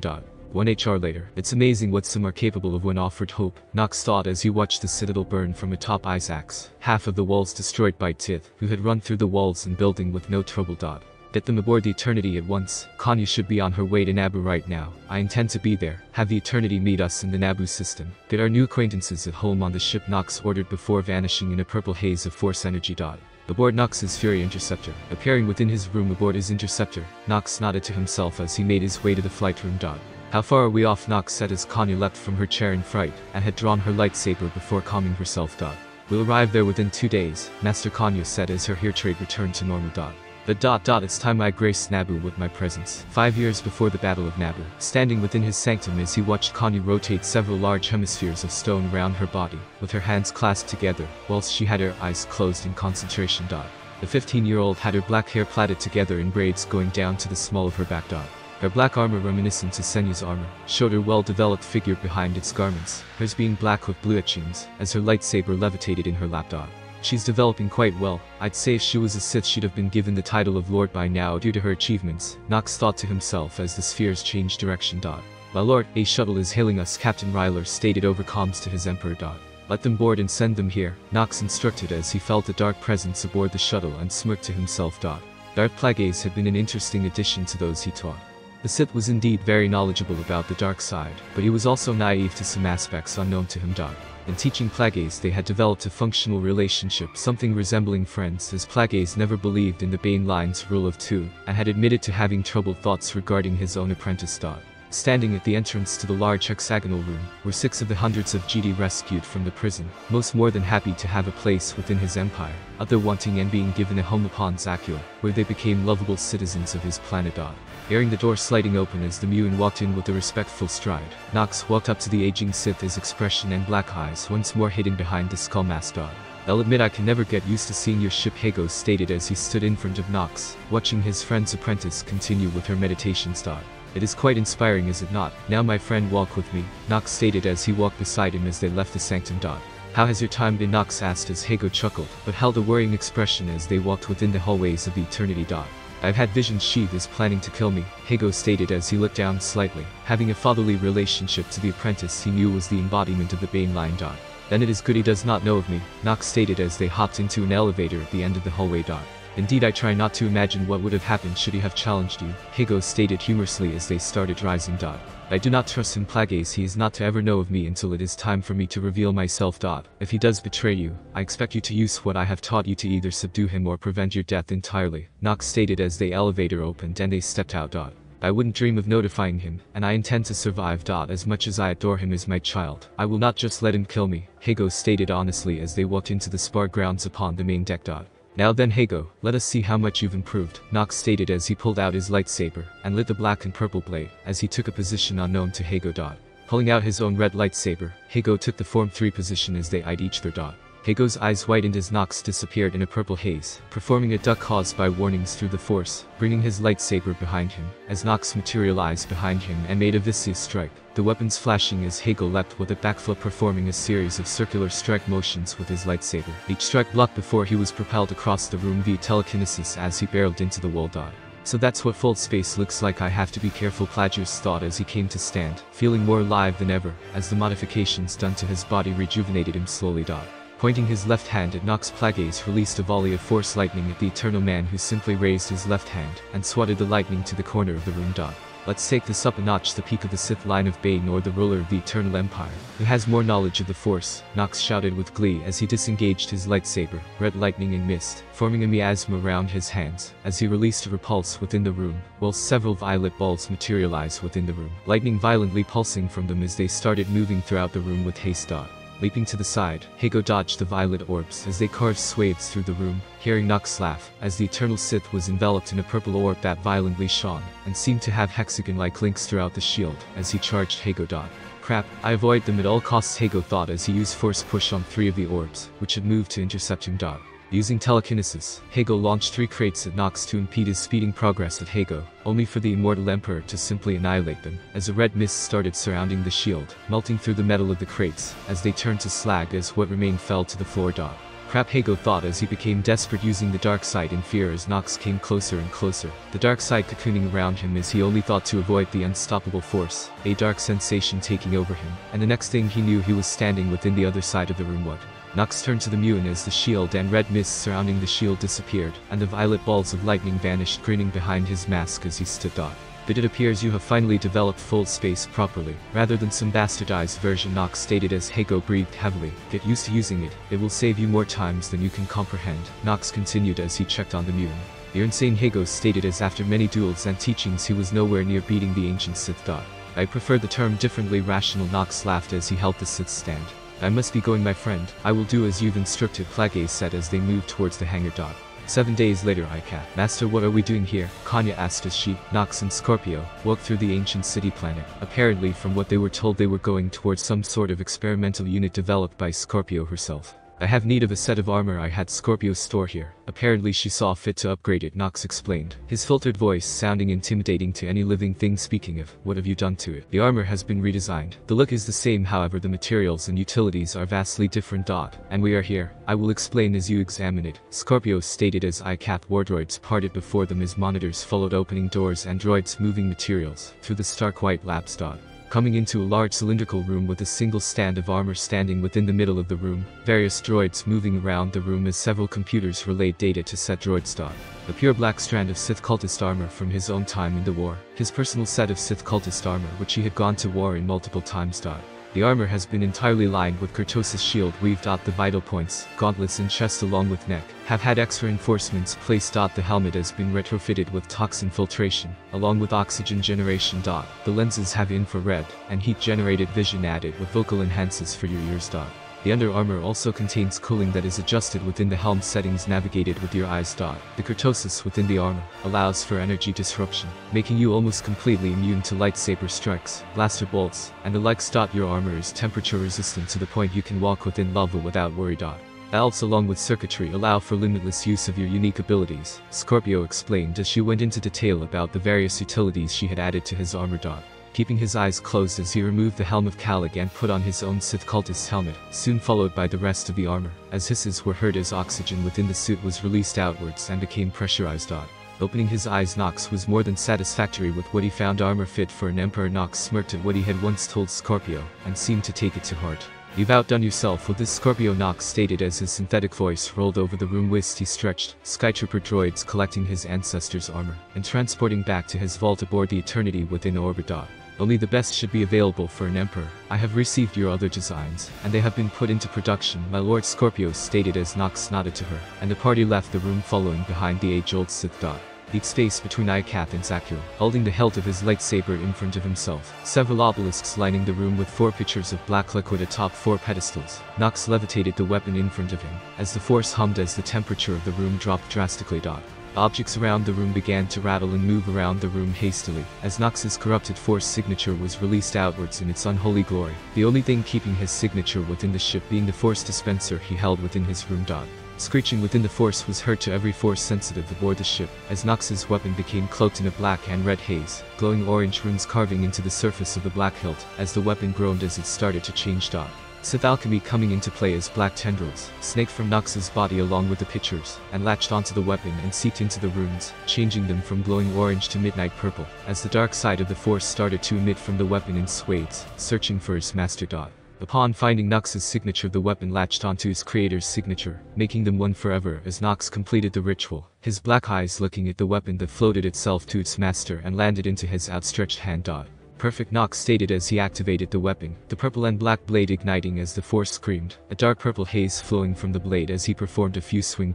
Training arena. Draw your weapon, Knight, Nox instructed as the golden-plated woman ignited her blue lightsaber and held it in front of her.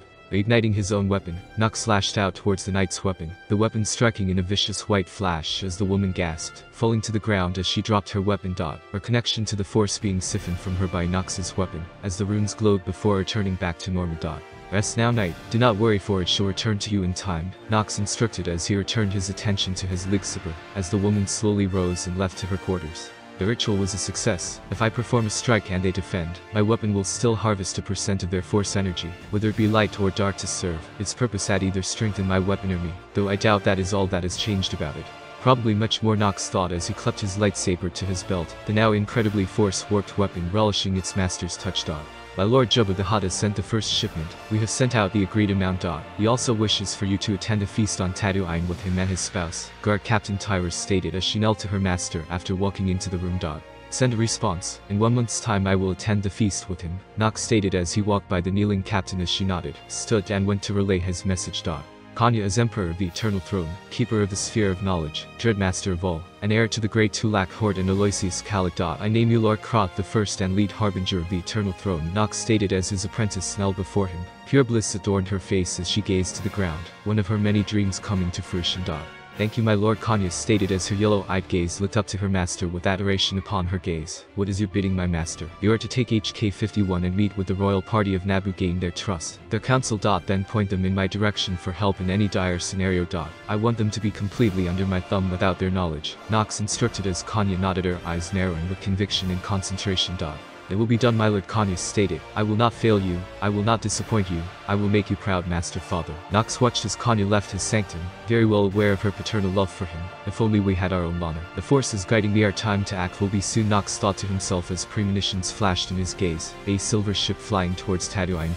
The Blue Potters are skimming across a predetermined path, and a very recognizable child, Anakin Skywalker, walking beside him, seeming to look at him as some kind of father figure, Kanya fawning over him, and an unknown GD with flowing brown hair. I must be careful of the GD, or I will have to deal with him. Captain Ryla, set course for Tatooine, activate camouflage before arrival, Nox instructed as he left the sanctum and prepared for the near future. It's time I made contact with the boy and his mother. 2 years before the Battle of Naboo, staring at the dual stars of Tatooine whilst he sat on the stone roof of his estate, knowing the eternity was in orbit under camouflage as it usually was. Wearing a simple black long-sleeve top and baggy black pants, Nox kept his eyes under the illusion of them being their original gray color, as he heard shuffling behind him, the sound of a tray being placed upon the simple table of his room.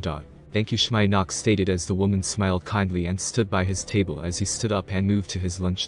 Your wish is my command, Master, Shmai stated faithfully, wearing a kind smile as he gazed at her with a raised eyebrow. Come now, Shmai, what have I told you? I'm not your master. I freed you and your child. You are my slaves, Nox stated as he drank from the tea Shmai had prepared. You have done more for me and my son than any other has. You saved me and him from slavery, and even gave me paid work and Anakin to live a life of normalcy. I wouldn't belittle you with saying you're less than your master, Shmai stated as Nox sided her attitude.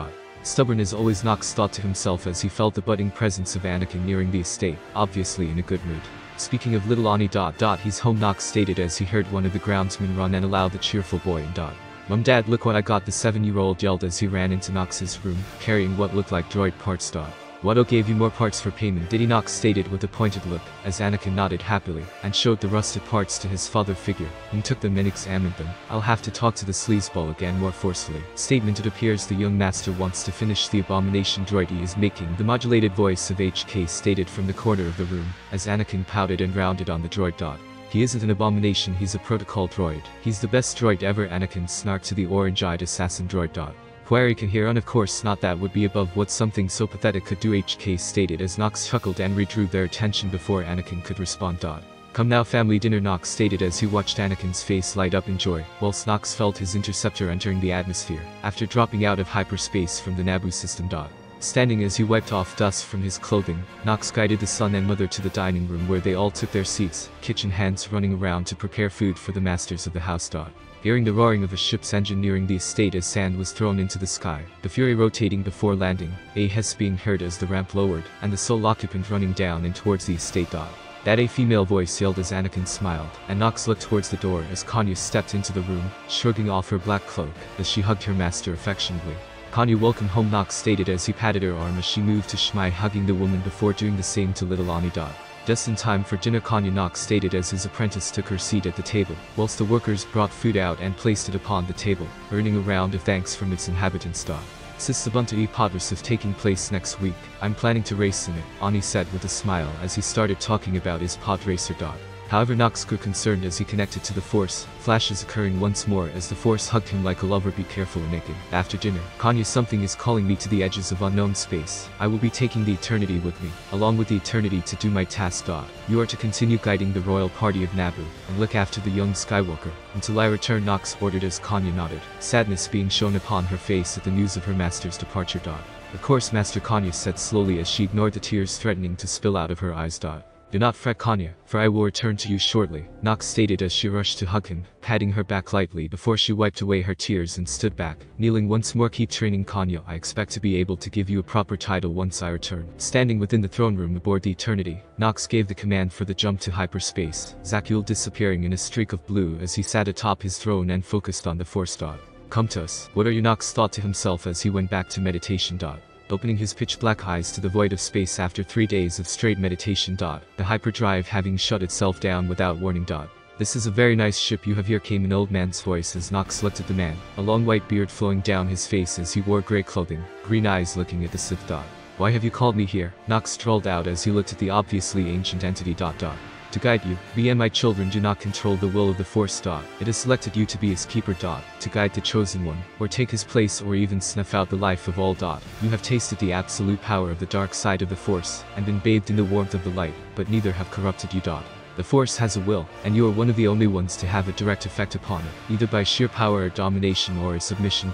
Not even I, keeper of the embodiments of light and dark, have such influence upon it. It seems you have its favor above all else. It throws itself to your feet in submission for whatever you wish. But I sense something further, the father said slowly as he wearily approached the powerful Sith. What is it that you sense? Nox asked as the Force grew heavy around him without him willing it, warning the gray-haired man away from him as the old man obeyed. It is just as I thought. You are its keeper, its embodiment of will, its harbinger and its herald. You have been selected by the wills themselves, the father stated as he stopped walking towards the Sith as he watched, pushed back by the Force itself to stay away from the man. Do not talk about such grandeur to me. Well, I had my family torn from me, and displaced through the very fabric of time and space just to soothe its worries, Nox yelled as the Force screamed at the man as Nox stood, forcing the father to his knees, before he was dragged forward to kneel in front of the now enraged Sith. The pitch-black eyes of the Sith glaring down at the father as he snarled, the full brunt of his power coming to bear as the aging man failed to withstand such power, perhaps in the past, but not now, not at this age. Father, a female voice yelled before 2 more figures came into being and threw themselves at Nox, stopping the use of the Force on the father. Nox proceeded to clutch both the son and the daughter at once, forcing them to the ground. As they groaned from the beatdown they were receiving through the waves of the Force, as the father slowly stood, but made no move to defend his children. So you're the ones, the father, the son and the daughter depicted upon the mural on Yavin 4. Strange for your titles. There should be one other, Nox stated, as he let go of the siblings, as they struggled to stand once more. There was the father began before he was ripped from the ground and hurled to the ceiling, where he remained as spider webs formed around him from the pressure asserted upon him. Do not lie to me, Nox stated dangerously as the father dropped from the roof as Nox lowered his hand. Her name is Aboleth, she holds unfathomable power. She is imprisoned within something known as the Maw cluster of black holes created by us. And the Killix. She is a danger to all. So we did what had to be done, the father stated with a heaving chest, while coughing slightly as his son and daughter helped him stand. So that's what that is, Nox thought to himself, having personally seen the cluster of black holes before, deeming them unimportant during his search for artifacts for Dart's Ash. Be wary, Nox, for she is a monster, not to mention other aspects that threaten stability, and the Force. It will be up to you one day to decide to handle these problems, the father said, as Nox looked out into the void of space once more, feeling throughout the galaxy with the Force. I will deal with them in time, you have warned me, now leave, Nox demanded before turning back to his throne, and resting upon it once more, as the three entities left back to their homeworld. Abeloth, how well, see just how strong you are, and when the time comes I will devour you, Nox stated as the power to the eternity returned. We apologize for his arrogance, a disembodied voice stated around Nox, who narrowed his black eyes. Who are you, Nox thought as he looked around the room. We are the Wills, the ones who control the Force. Well, we thought we were the ones in control. We birthed the Chosen One in retaliation to one's actions against the Force. But it seems even we are not without punishment, for the very thing we thought we had control of has given itself to you in retaliation for our actions. You, the one who we could not control. We controlled the will of the Force, but it is its own consciousness, and you are its instrument, its ultimate practitioner, its child, and in the end, its master. The Wills said as Nox raised an eyebrow whilst continuing to sit. But to know. Why come to me now? Nox demanded as his black hair framed the side of his face. The time for your intervention is nearly upon us. Be wary, for whilst you cannot be harmed, others can be, and many would seek to use that against you, the Wills stated before fading away. If they do, I will annihilate them all, Nox stated as the female voice in his cortex of memory giggled to herself before giving her own thoughts. When you make me a new body, it'll be fun laying waste to your enemies for you, sweetheart. I married Lana, not you, Nox stated neutrally as he knew the female was pouting. I will make you mine one day. I swear it. Sitting in a Caesar position within his sanctum aboard the Eternity, Nox let his unparalleled hatred flow through his body. The air around him growing murky as a black haze flowed throughout the room. Others aboard the ship had grown accustomed to the Emperor's power, his corrupt presence, the Force making even the depths of the dark side shine Atlas gray compared to him. His will driving people insane, from simply being around him for extended periods of time if he so wished. What else could be expected from the one who surpassed the Dreadmasters of Orokin? Snaking his presence through the Force like an unintelligible cosmic force of limitless power. His presence so subtle that none noticed, not the pathetic GD hiding from the galaxy within their temple. Not the sorry excuse for the Sith that Palagaze taught. Not the twisted witches of Dathomir with their Force magic. No Force user could comprehend his presence, weeding its way through the galaxy.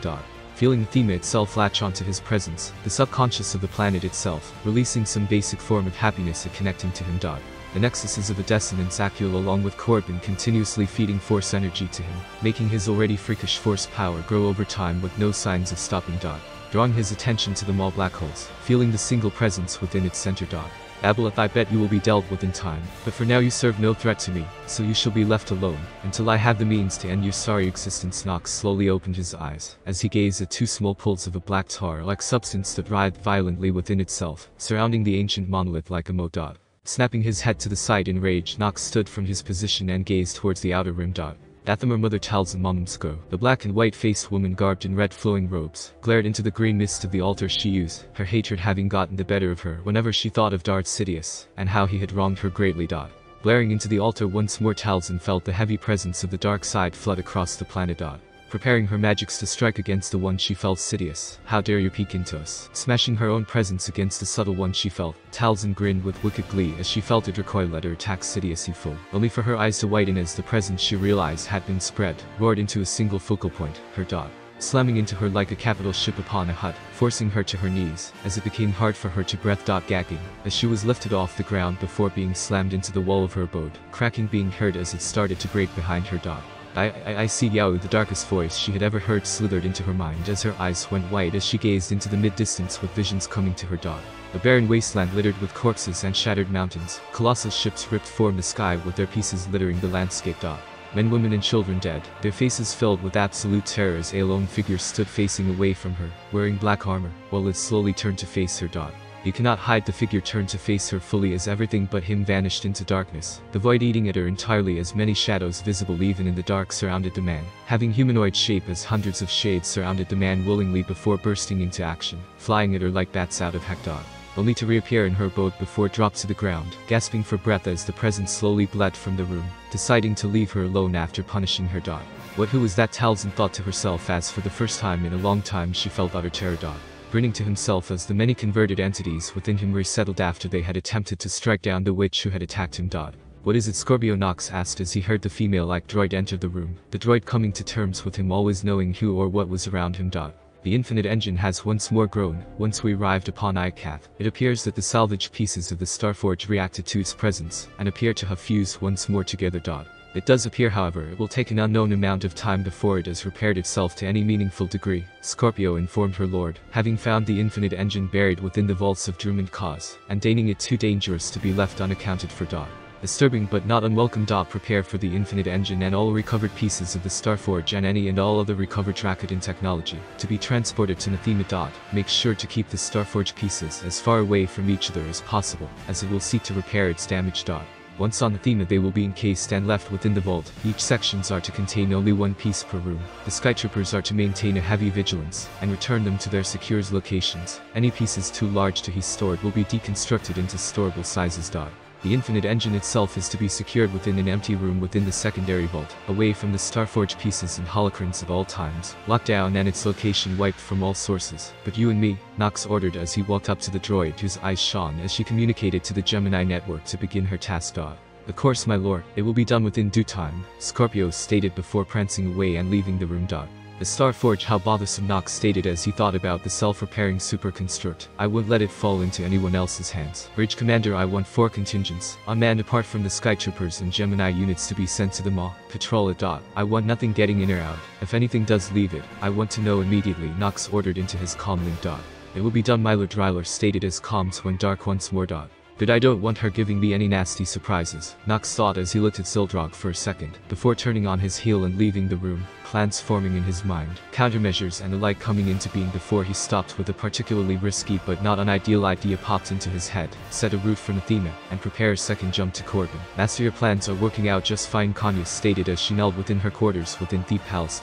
Very good, Kanya. I take it you've made contact with the soon-to-be Princess Padme Naberrie, Nox asked via hologram to his apprentice. Of course, my lord. She was hesitant at first, but soon opened up when it was revealed I am an advisor to the throne, and have similar interests to her. She is beginning to trust me more and more over those fools she surrounds herself with, Kanya reported with a slow nod as she awaited her master's response.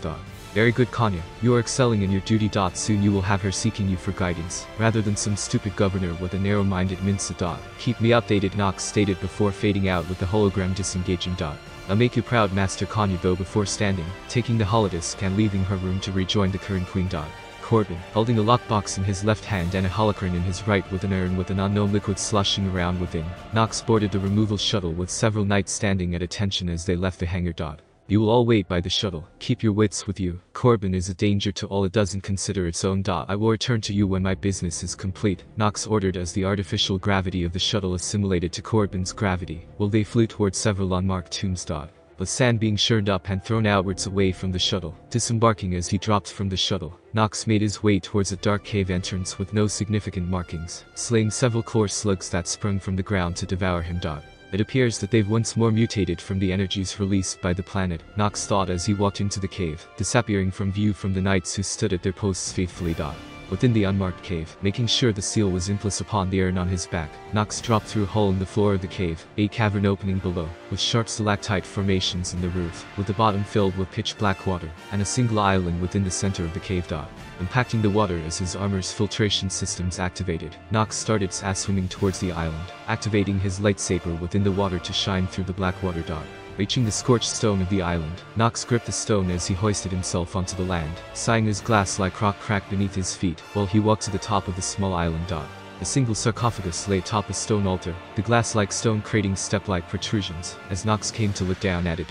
Using the force as he lifted the sarcophagus lid before tossing the lid into the cavern's body of water, a single set of soaps lay within the sarcophagus, as Nox reached within the lockbox, pulling out a bone-white mask with a metal band located at the center of the mask, splitting it down the middle with red marks above the eye sockets, tossing the mask to the robes as he did the same to the holocron. Feeling the presence hidden deep within the mask and robes, Nox reached back for the urn upon his back, opening the lid before emptying the liquid within the urn into the sarcophagus, as the liquid writhed and churned violently. Tossing the urn to the side as Nox became veiled in a shroud of the dark side. Lifting his arms to the side of the body, as a low rumble escaped from his chest, as his arms became shrouded in a red mist. keeping his eyes closed as he channeled the dark side directly though himself towards the sarcophagus, as the liquid responded by melting and seeping into the robes and mask, destroying the holocron as a screeching noise sounded within the cavern, the energies within the holocron mixing with the liquid dot. Screeching as the robes and mask once more fused as one, the liquid swirling within as it started forming as something else. Lowering his arms as he cut himself off from the force to complete the ritual. Nox watched with satisfaction as the being looked around curiously, its head rising and looking around before settling its gaze upon Nox. Keeping his smirk as the being raised its arm and tried sucking the life out of Nox, laughing to himself as the being was forced to their knees before violently shaking. I wouldn't try that again, Lucille, or should I call you Darth Nihilus? Nox asked as Nihilus raised his haze upwards to the Sith who refused the mask and robes together. What have you done to me? Came a real and proper voice from Nihilus, as he became alarmed at having real vocal cords. Well, I use a substance I harvested from a certain machine to create a body for your spirit to inhabit, using your holocron that contained a very small portion of your essence. I was able to call forth your essence and stuff it within the body, freeing you from your eternal prison you made yourself. You are no longer bound to your armor. But that makes you whole once more. You'll have to retrain to regain your former abilities, even if you will never be able to suck the life out of a planet once more. But that comes after we leave this planet, Nox stated as he looked towards the entrance of the cavern, squinting as he heard noises of creatures battling. What makes you think that I'll follow you? Nihilus asked as he felt his face for real once more. Real flesh felt for the first time in thousands of years. A reason to live, to make up for your past crimes now that you are able to think rationally without your hunger influencing you. At my side as he guide you to do what must be done. Companionship with my empire, rather than oppressing you at every turn. Or I could simply Alice your head off, take your mask and fuse your spirit to me, and harvest your power for all eternity, Nox stated, giving the Sith only two options, as the man known as Nihilus removed his mask, his cerulean blue eyes showing cobbled as his creme-colored skin was shown to the world, his brown hair snaking down his face. I accept your offer, my lord, Nihilus stated as he once more trusted someone, for better or for worse, seeing the benefits of what was offered. But very good. Once more you shall take up the mantle as the Lord of the Sith, the second true Sith within my empire, and together we shall guide the galaxy into what it should truly be, Nox stated as Nihilus stood from his prone position, standing at 6'7", as he stepped towards his obviously powerful new leader, the foreign feeling of excitement taking hold of his newly rejuvenated body once more. Now Nox stated before bringing his hands together, rumbling being heard as the stalactites from the roof collapsed and were guided towards the foot of the island, slamming into the water at measured distances, as the larger they were the further back they became, all forming what was now a crude staircase being made from the rock as Nox leapt at the first step, Nihilus himself following close behind. Sitting atop his throne within his tower on Zakuul, leaning his head upon his hand as he looked towards the stars. You know, I could help train the new generations of Force users. If only you would make me a new body. Like you did for that freakish being. Nihilus, tell me, why can he be trusted? And I can't, the female voice complained within his mind, as Nox couldn't keep his eyebrow from twitching. Nihilus is a test. He has a strong connection with the Force. Regardless if he isn't a wound in the Force anymore or not, he will still be able to suck the life out of most living creatures with minimal resistance. I am his leash. He cannot suck the life out of me because I am connected directly to the cosmic force. Even attempting to do so would utterly destroy his body, because of the amount of energy he would intake. He knows this, and thus swore his loyalty to me, and I trust him. He isn't influenced by the dark side the same way others are. He can resist it, and only his hunger could get the better of him. Thus was why the dark side took control of his hunger, making him crave more, so I hold that at bay myself. But I will monitor him nonetheless, Nox thought in response to the female entity, as he explained his reasoning to allowing the reborn Sith to have freedom from his eternal prison. But what will it take for you to give me my life back? I have already sworn my allegiance to you. Was what I did really that bad? The female asked, as Nox sat back into his chair with a sigh. No, it wasn't. And I have already agreed to give you another body to inhabit, as we both know you are well aware that turning on me is suicide, no matter what you do.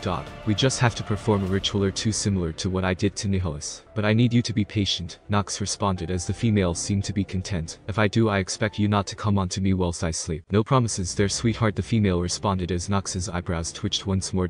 With Nihilus standing upon the bridge of his own fleet dreadnought, as the staff performed their tasks to the T. Nihilus watched from the fleet flagship, as the blue trails of stars flew by his viewpoint. Dropping out of hyperspace, Nihilus watched as Malachor V became visible in all its destructive beauty. Where my journey began, Nihilus thought as he brought out his mask and placed it upon his face once more. Where I will find who I am to be once more if what my lord says is true. Placing the cowl of his hood into position once more, Nihilus turned from the viewport and made his way to the elevator door before stopping, turning his head slightly towards the crew. Maintain orbit over the planet. I will go there myself, Nihilus ordered before stepping into the elevator. walking through the hallways of the ship as he was confined to his thoughts, thinking back to the agony it once was to be stuck without movement or sight for thousands of years, until his new master freed him. He was grateful, even though a portion of his power had indeed been taken away, thanks to having a material body. With the doors opening to his personal hangar, Nicholas boarded his shuttle and hurtled towards the destroyed surface of Malachor V. Dead wastelands. Coming into view as the shattered planet which started as full, quickly grew in size within his view. Landing on a rocky outcrop, Nicholas looked around as a sense of dread making its way to him before sighing as he stepped forward on his journey.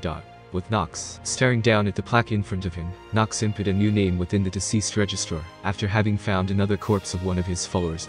The plaque read, "Memorial to those that fell for us. May we always remember their heartless sacrifice. Arcantiril Senitiril Lana Beniko Kemval, and Venikos Revela Sharis Avros, Talos Drelex Alek Marsatel Shan, Rivanastina." The list of names went on, as Nox stood away from the device, as the eye was updated worldwide. Watching as their names and faces shifted through a cycle, Nox stuck his tongue to the left inside of his mouth, as he clamped down on his emotions, before turning away and heading towards the Eternity currently docked with the Imperial Tower. Quickly getting to the ship as he ordered its jump into the patrol routes, Nox fed his emotions to the dark side, as his memories of their times together flowed within his head, the most painful being a mandatory celebratory dinner.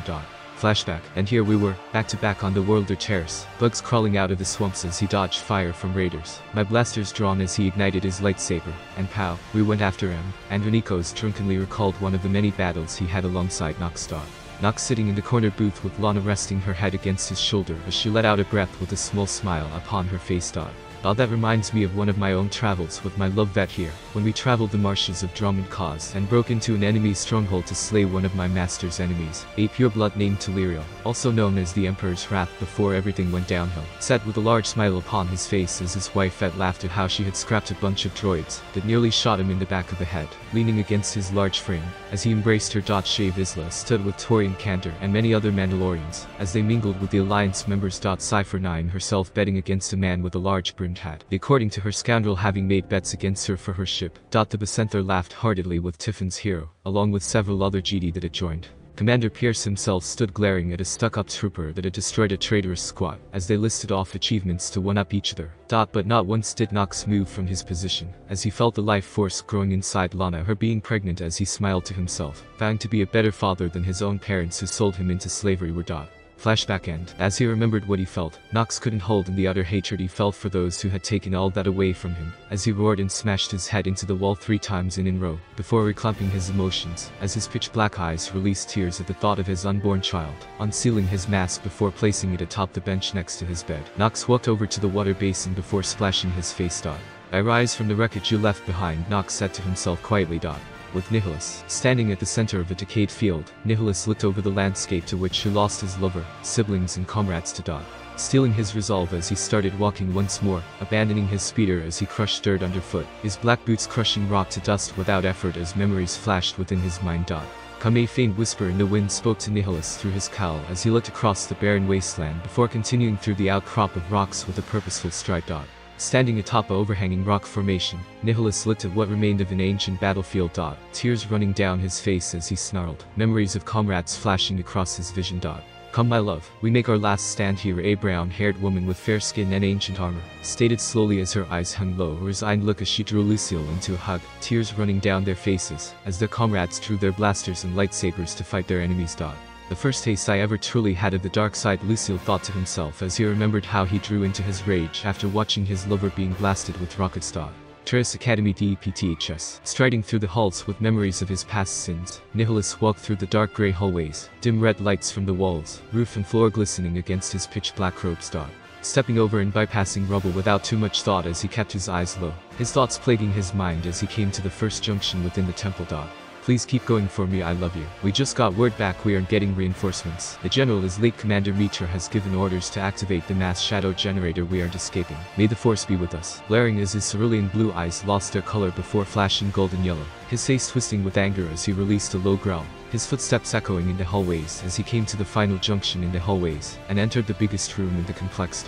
"I will give you companionship with my empire instead of oppressing you." A deep sinister voice rung within his mind as his new master's first words spoke within his mind. "You lost a great deal in your life, your lover, brother and sister, comrades and everything you've held dear. With me, you will fill that void. With me you have a home. With me you have a chance to restore what you lost.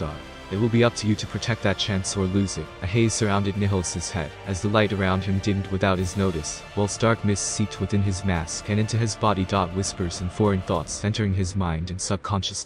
Placing his head high as he retook a serene stride and moved toward the training chambers crate used for him and Sion. With Nox staring silently into space as a twisted smirk was hidden by his Sith cultist helm. And once more, a will falls into line with your own, another puppet, all but oblivious to your influence. It's no wonder you are named the successor of the Dread Masters. Nobody, nothing can withstand your will. One of the many voices from his past stated within his mind with a sickeningly sweet voice. Yes, I had first noticed what my aura does to people around me when I was a slave. It drove them mad. Made them malleable. As I discovered my hatred changed the world around me. Many killed themselves, simply because I was upset with them. I have honed this beyond what should be considered natural. My will to dominate will never be resisted. I crush those who are against me, as I drive their children to worship me. Nihilus is just another who has taken the seed I implanted within him, and it is festered. His every goal will align my own. No seeds of rebellion or complaints, not even a bad thought about me. He is mine. As they all are, they just don't know it. Nox responded mentally as the female voice cackled in delight at his response. I feared you had changed. Obernik, I stand corrected. Not even the sands of time can corrode you. The female voice finished as the ship lurched, signaling the drop out of hyperspace once more, the ship turning on its axis to point its east. The ancient adoped capital of the Sith Empire. I wonder, is the World Breaker monolith still alive? Nox thought as he walked from his throne aboard the Eternity towards the royal shuttle preparing for departure. Scorpio, I want all life sign readings from the planet ASAP. The Eternity Bridge. Staring at the dead planet of Seist, Nox peered with his black eyes at a large crevasse in the crust, before turning to the bridge commander. Stay away from the planet until I order you to lower into the planet's atmosphere. There are things down there that must be dealt with before the ship is brought planet side. Nox ordered with a filtered voice through his cultist armor. Open my hangar shields. Ceased, dropping through the atmosphere upon entry, his eyes peering to the corner of his helmet as he read the temperature gauge. Going through his suit systems, his armor cooling automatically to fight off the danger of being roasted in the sky. As he neared the crevasse closer and closer, steam escaping the surface of his armor as he glared at the crust of the world. With the force growing heavy around him, spreading his arms as the speed he dropped to decrease drastically, as he used the force to control his descent entirely as he flipped his body right side up as he suddenly stopped in the sky, lowering his arms to the side as he seemingly stood upon air itself. So it is indeed still alive, Nox said to himself as his armor's temperature returned to normal. Tilting himself slightly, Nox gazed towards the crevasse before using the force to propel himself the planet once more. Sea's surface. Walking through the entrance, Nox slowly stepped towards the towering figure of the colossal monolith. As he drew his lightsaber, purple markings flashing along the hilt, as he ignited the blade. A terrible screeching noise heard by any living creature emitting from the blade. Swinging the black and purple blade as he readied himself, the colossal monolith turning in his direction before it recognized him as an enemy. Both combatants starting their pacing towards each other.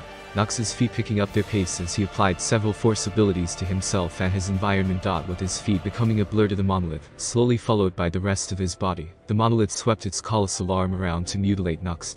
Seeing the creature prepare its attack, Nox augmented his body strength followed once more by his speed, as the creature's arm slammed into the ground, and started a wide area sweep. Within moments the arm had reached him. With nothing but a grunt, Nox propelled himself into the air with a somersault, soaring clean over the appendage, as he analyzed its movements.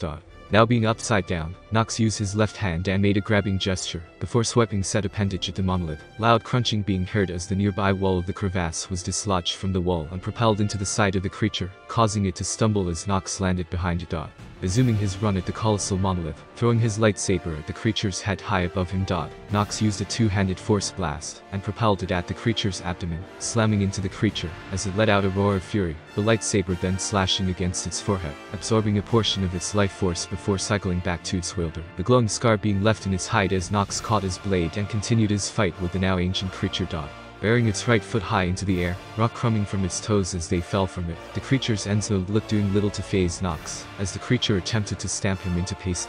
Using fold space just as the creature slammed its foot into his position with surprising speed. Appearing above its right shoulder with his lightsaber in a reverse grip, Nox looked down at the creature, as it was sure of its successful kill. Using the force, Nox started spinning at a high velocity on his fall down. Appearing nothing but a black and purple high-powered saw blade fold. By the terrible screeching of his lightsaber, Nox tore into the hide of the creature once more as it realized he lived, swaths being carved into it. Deep as the dark side nexus of Nox's lightsaber did its job with not only absorbing the life straight from the monolith, but its wounds slowly starting to decay, while slowly speeding up as they joined separate strike zones. after slicing down the whole right arm of the creature, slicing clean through 3 of its fingers as he dropped another 100 feet to the ground. Nox slammed into the ground before shooting off with a shockwave with lightning, sparking off of his body in red flashes. Stopping just under the creature's left leg, Nox pointed his left arm up at its joint, before shooting a concentrated burst lightning bolt, its red tint singeing the air itself, as it stripped the rocky skin of his opponent before shooting through the other side. The beast let out a roar as it was brought to one knee before it used its good arm to strike out at its attacker. Now you die, Nox stated as he deactivated his lightsaber and clept it to his belt, whilst the arm rose into the air. Reaching his right arm up as the monolith's own arm started to descend, curling his fingers inwards as a repulse was heard outwards, groaning being heard from the creature as the ground started to shake. The monolith redirected its falling arm to try to anchor itself, as its colossal body started rising from the ground with several large rocks floating along with it. Growling lowly as he rose his right hand higher into the air, while the monolith rose above the ceiling of the crevasse. Bringing his left hand up closer to his right arm, cracking being heard from the ground as it splintered and broke apart across the entire valley. Crushing his left hand together as the broken crevasse floor flew towards and bombarded the monolith before cycling back and repeating the process, as the debris cycled around in a tornado-like formation. With the rocks eventually breaking through tough armor as they picked up in velocity and started shredding flesh. After a few minutes of the non-stop assault, the rocks, shards and debris slowly rotating around it.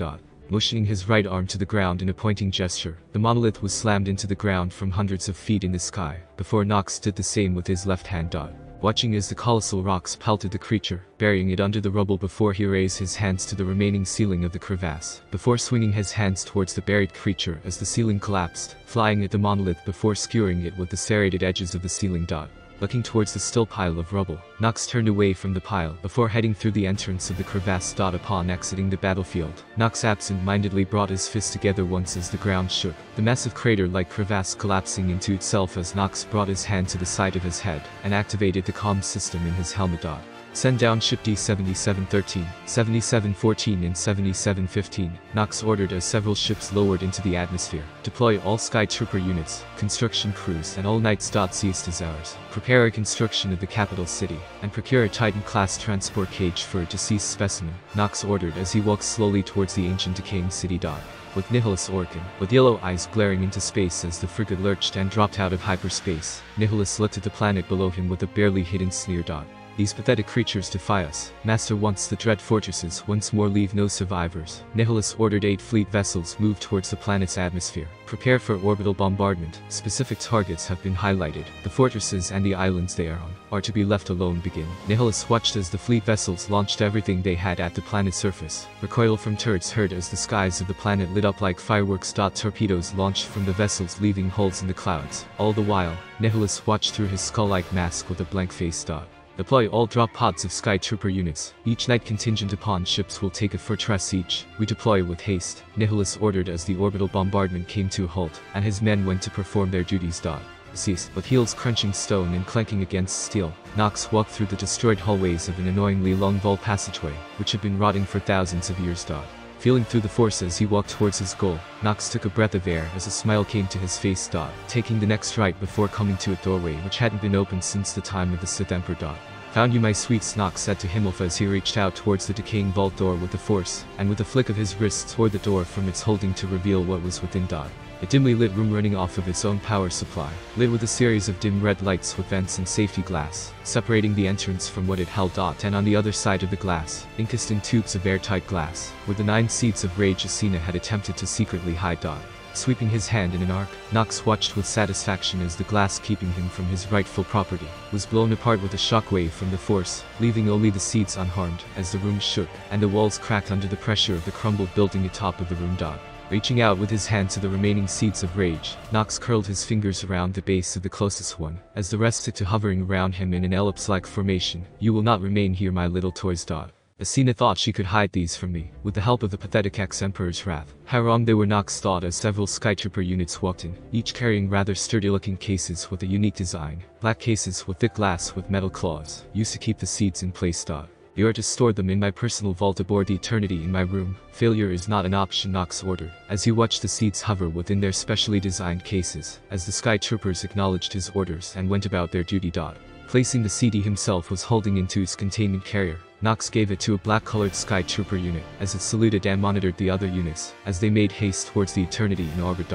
It's going to take quite a bit to rebuild the lost citadel, Nox thought to himself as he walked through the destroyed city, noises of construction being heard all around as night, skytroopers, and the like moved with deceptive ease through the rubble, rebuilding what was once lost.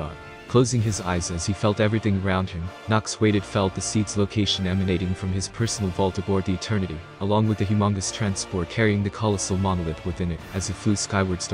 Scorpio, send down the Icathian war droids. I want the World Breaker monolith subdued and ready for relocation to be put to use, while the remains of the colossal monolith are to be shipped to Nathema for my personal study, Nox ordered over comms before receiving an affirmative in response. Prepare the Eternity for a jump to Nathema. My experiments have waited long enough, Nox ordered as he stormed towards his recently landed shuttle, his face marred into a frown, as his eyes showed deep concentration and thought. Nathema, kneeling within his vault upon the surface of the dead planet which had long since started returning to life. His lone shuttle resting outside of the large building, whilst his flagship circled the planet just outside of its reach. With his mind open, calming the bottomless pit of hatred and pure malicious incarnate, as he kept a firm grip on his emotions, so as not to pervert his intentions. The Sith fail to understand what the dark side is, as much as they do the light. The Jedi fail to understand the Force entirely. By delving into one side specifically, you deny the nature of the Force itself, by not accepting the other side. The Force is not evil or good, light or dark, that depends purely upon the intention of the user, and their own will. Nox thought to himself, as he slowly channeled his growing connection with the brighter half of the Force, alongside the unfathomable unending darker half within him. The Force slowly began to sing in harmony around him, light and dark circling and mingling within his presence, accepting each other within a single user. You have finally done it. Before you could simply use both, but now you have mastered them. A blue shimmering woman-like aspect appeared before the black-haired man. Her braids running down her back as her kind face showed pride, her brown hair mixed with gray barely visible because of her blue hue. Opening his eyes, black sclera holding star-like flecks, along with glowing purple pupils, showing his godly connection to the Force, looking towards the deceased woman. What do you want, Satel? I am not naive enough to believe you did not have a hand in me being here. Nox growled out as Satel grew tense, both the light and dark sides surrounding her, almost ready to pounce on her, to throw themselves at the man in front of her and grovel at his feet, the Force itself bending to his whim in both fear and obsessive love. I have come to apologize. I have treated you harshly in the past, even after you spared and saved my son. Theron wouldn't have made it if it were not for you. As a mother, I am eternally grateful, and even more upset at myself for helping force you into these circumstances, Satel stated as she looked away from the eerie side of Nox's gaze, perhaps the only being capable of dragging her from the clutches of the cosmic force to punish her for her transgressions in life.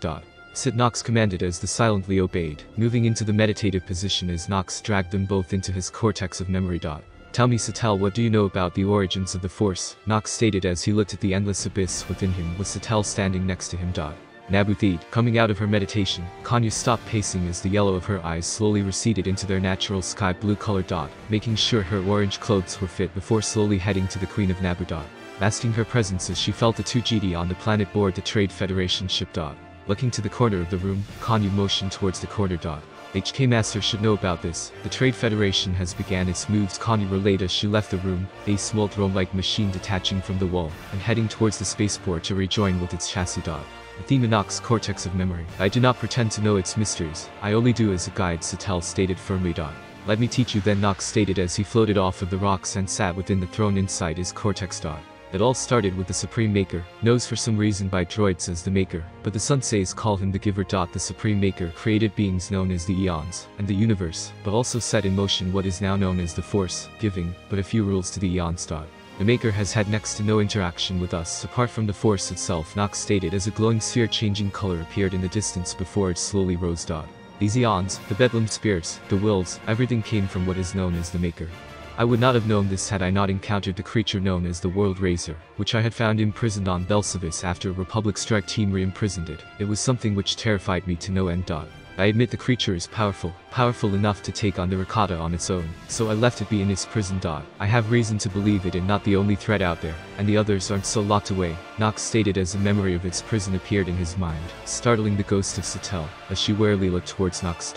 What will you do about them? Satel asked as they vanished from the cortex and appeared back on Athena. They are a threat. If I am to fulfill my task, I need to prepare. I need to guide the galaxy to save it. I must subjugate or eliminate these creatures, so they may not influence us, and only then will I have started my task. I will not allow us to fall to these fiends. The Maker guides the Force in some way. He has tasked me with this, for he cannot or will not do it himself. One of my first targets is what is now left of the goddess turned mortal with no memory, a woman who appeared before the ones and took the title of the Mother Abeloth, Nox stated, as they started to walk throughout the halls of the building. Master Lady Kanya has informed us that the Trade Federation has blockaded Naboo. What are your orders? Tyrus asked over comms as Nox walked towards his ship, black and purple gaze staring out to the sky. So it started. Nox thought, it's too soon, I need more. Whatever happens, Kanya is to stay with the young queen. I am traveling to Belsavis in haste, Nox ordered as he stepped upon the ramp of his ship, the capital ship relaying his orders, along with preparing to jump to Belsavis, while waiting for their emperor to dock. Belsavis 3 days later. The tomb, storming through the lower levels of the tomb, past the ancient corpses, through buried rooms. Followed closely by several troops of sky trooper units and excavation units. Coming through to a room with a rocky roof, a laser-looking machine pointing towards a tunnel covered by now solid rock. There it is, I need that rock moved out of the way now, Nox ordered as the sky troopers started obliterating the rock covering his way. Opening himself up to the force, gazing towards the core of the planet, keeping his cool as he gazed into an incorporeal darkness directly below, forced around the core of the planet. With Kanya and the royal Naboo party en route to Tatooine, standing beside the Queen of Naboo as they stood in a circular room as the GD spoke to the Queen. Reasoning going on between both parties as they spoke about landing upon a planet named Tatooine. Anakin, 1 day later, Padme, were you sure? This planet is a den for outlaws for a reason. Kanya tried to reason with Padme, having hidden herself as a handmaiden, and had decided she wanted to see Tatooine for herself. I know, Kanya, but I need this, to see this myself. What the rest of the galaxy is like. Padme reasoned as Kanya sighed and nodded.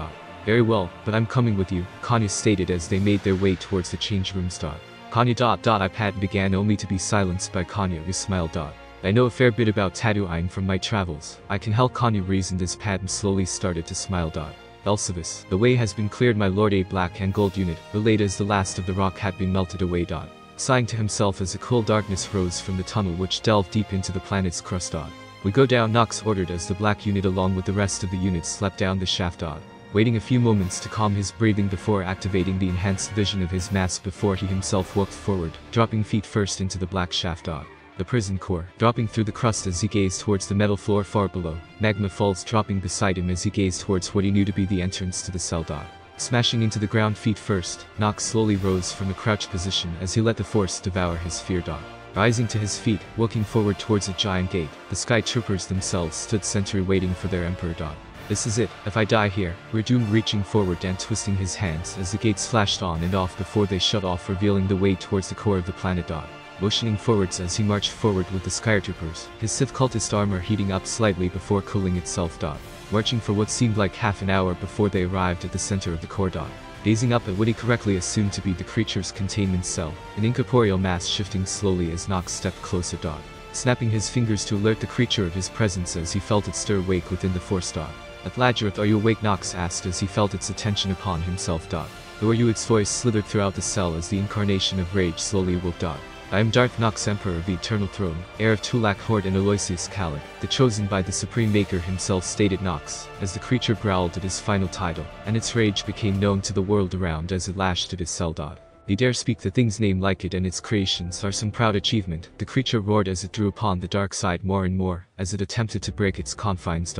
I do not speak of this title proudly. I hate the fact I was chosen by this thing. It took everything away from me simply to do its job. This thing is the thing I hate the most. Nothing will change that. So I have come here to make a deal, Nox began as he walked closer to the cage, and now stood right in front of the final gate separating the two. And what would that be? The creature asked in both surprise and intrigue, having grown weary over time and simmered its hatred. I know of the others, what they symbolize and hope to achieve. Your mother's hatred for both you and your brother. Your father's abandonment of you. The craving you have for power, and to prove yourself or gain vengeance. You were abandoned, your hopes to be loved trampled upon by those you trusted, and it led you to become this. My mission is to guide the Force, the will of the universe, and ensure its survival and balance, and to do that, I must either kill those influencing it negatively. Or change them. That includes the Eons, the Bedlam spirits and many others. But I am not naive enough to believe I will be able to do it on my own. My power is vast and untouchable by mortals, but I need more. I want you to join me, fight by my side. Fulfill your hunger and become whole once more, help me, and you will gain the power you sought to prove yourself. Defeat your family with me, and prove yourself superior to your siblings and parents. Prove yourself redeemable to the Maker, and gain what you lost and crave, Nox stated as he slowly removed his helmet, heat blasting his face from the core as the creature remained silent as it pondered. with its rage not influencing it for the time being. The creature pondered. No creature had willingly made their way to its hellish cell. Even its pathetic servants never did so. And here one was, being selected by the Mighty One himself, offering him redemption, power and a chance, for what it did not know. It held no illusions that the selected would kill him if he refused. I can sense it. The Maker himself is fueling him. I doubt he even realizes what he is being made into by the Maker. It would be best if I agreed. Very well chosen. I will do as you wish for my own gain.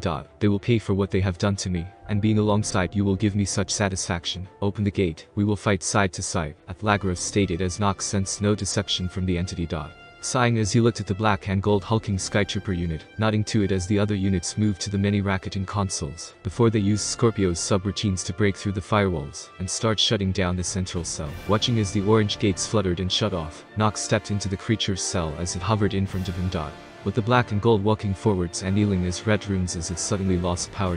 Without prompting, the creature lurched a tentacle forwards around the neck of the Skytrooper, the whole creature pulsing for but a moment as several others latched onto the unit, before it was suddenly dragged toward the center of the mass. The mass pulsating more as it started to shrink in on itself. Growing smaller and smaller as Nox heard grotesque squelching noises as it continued to condense.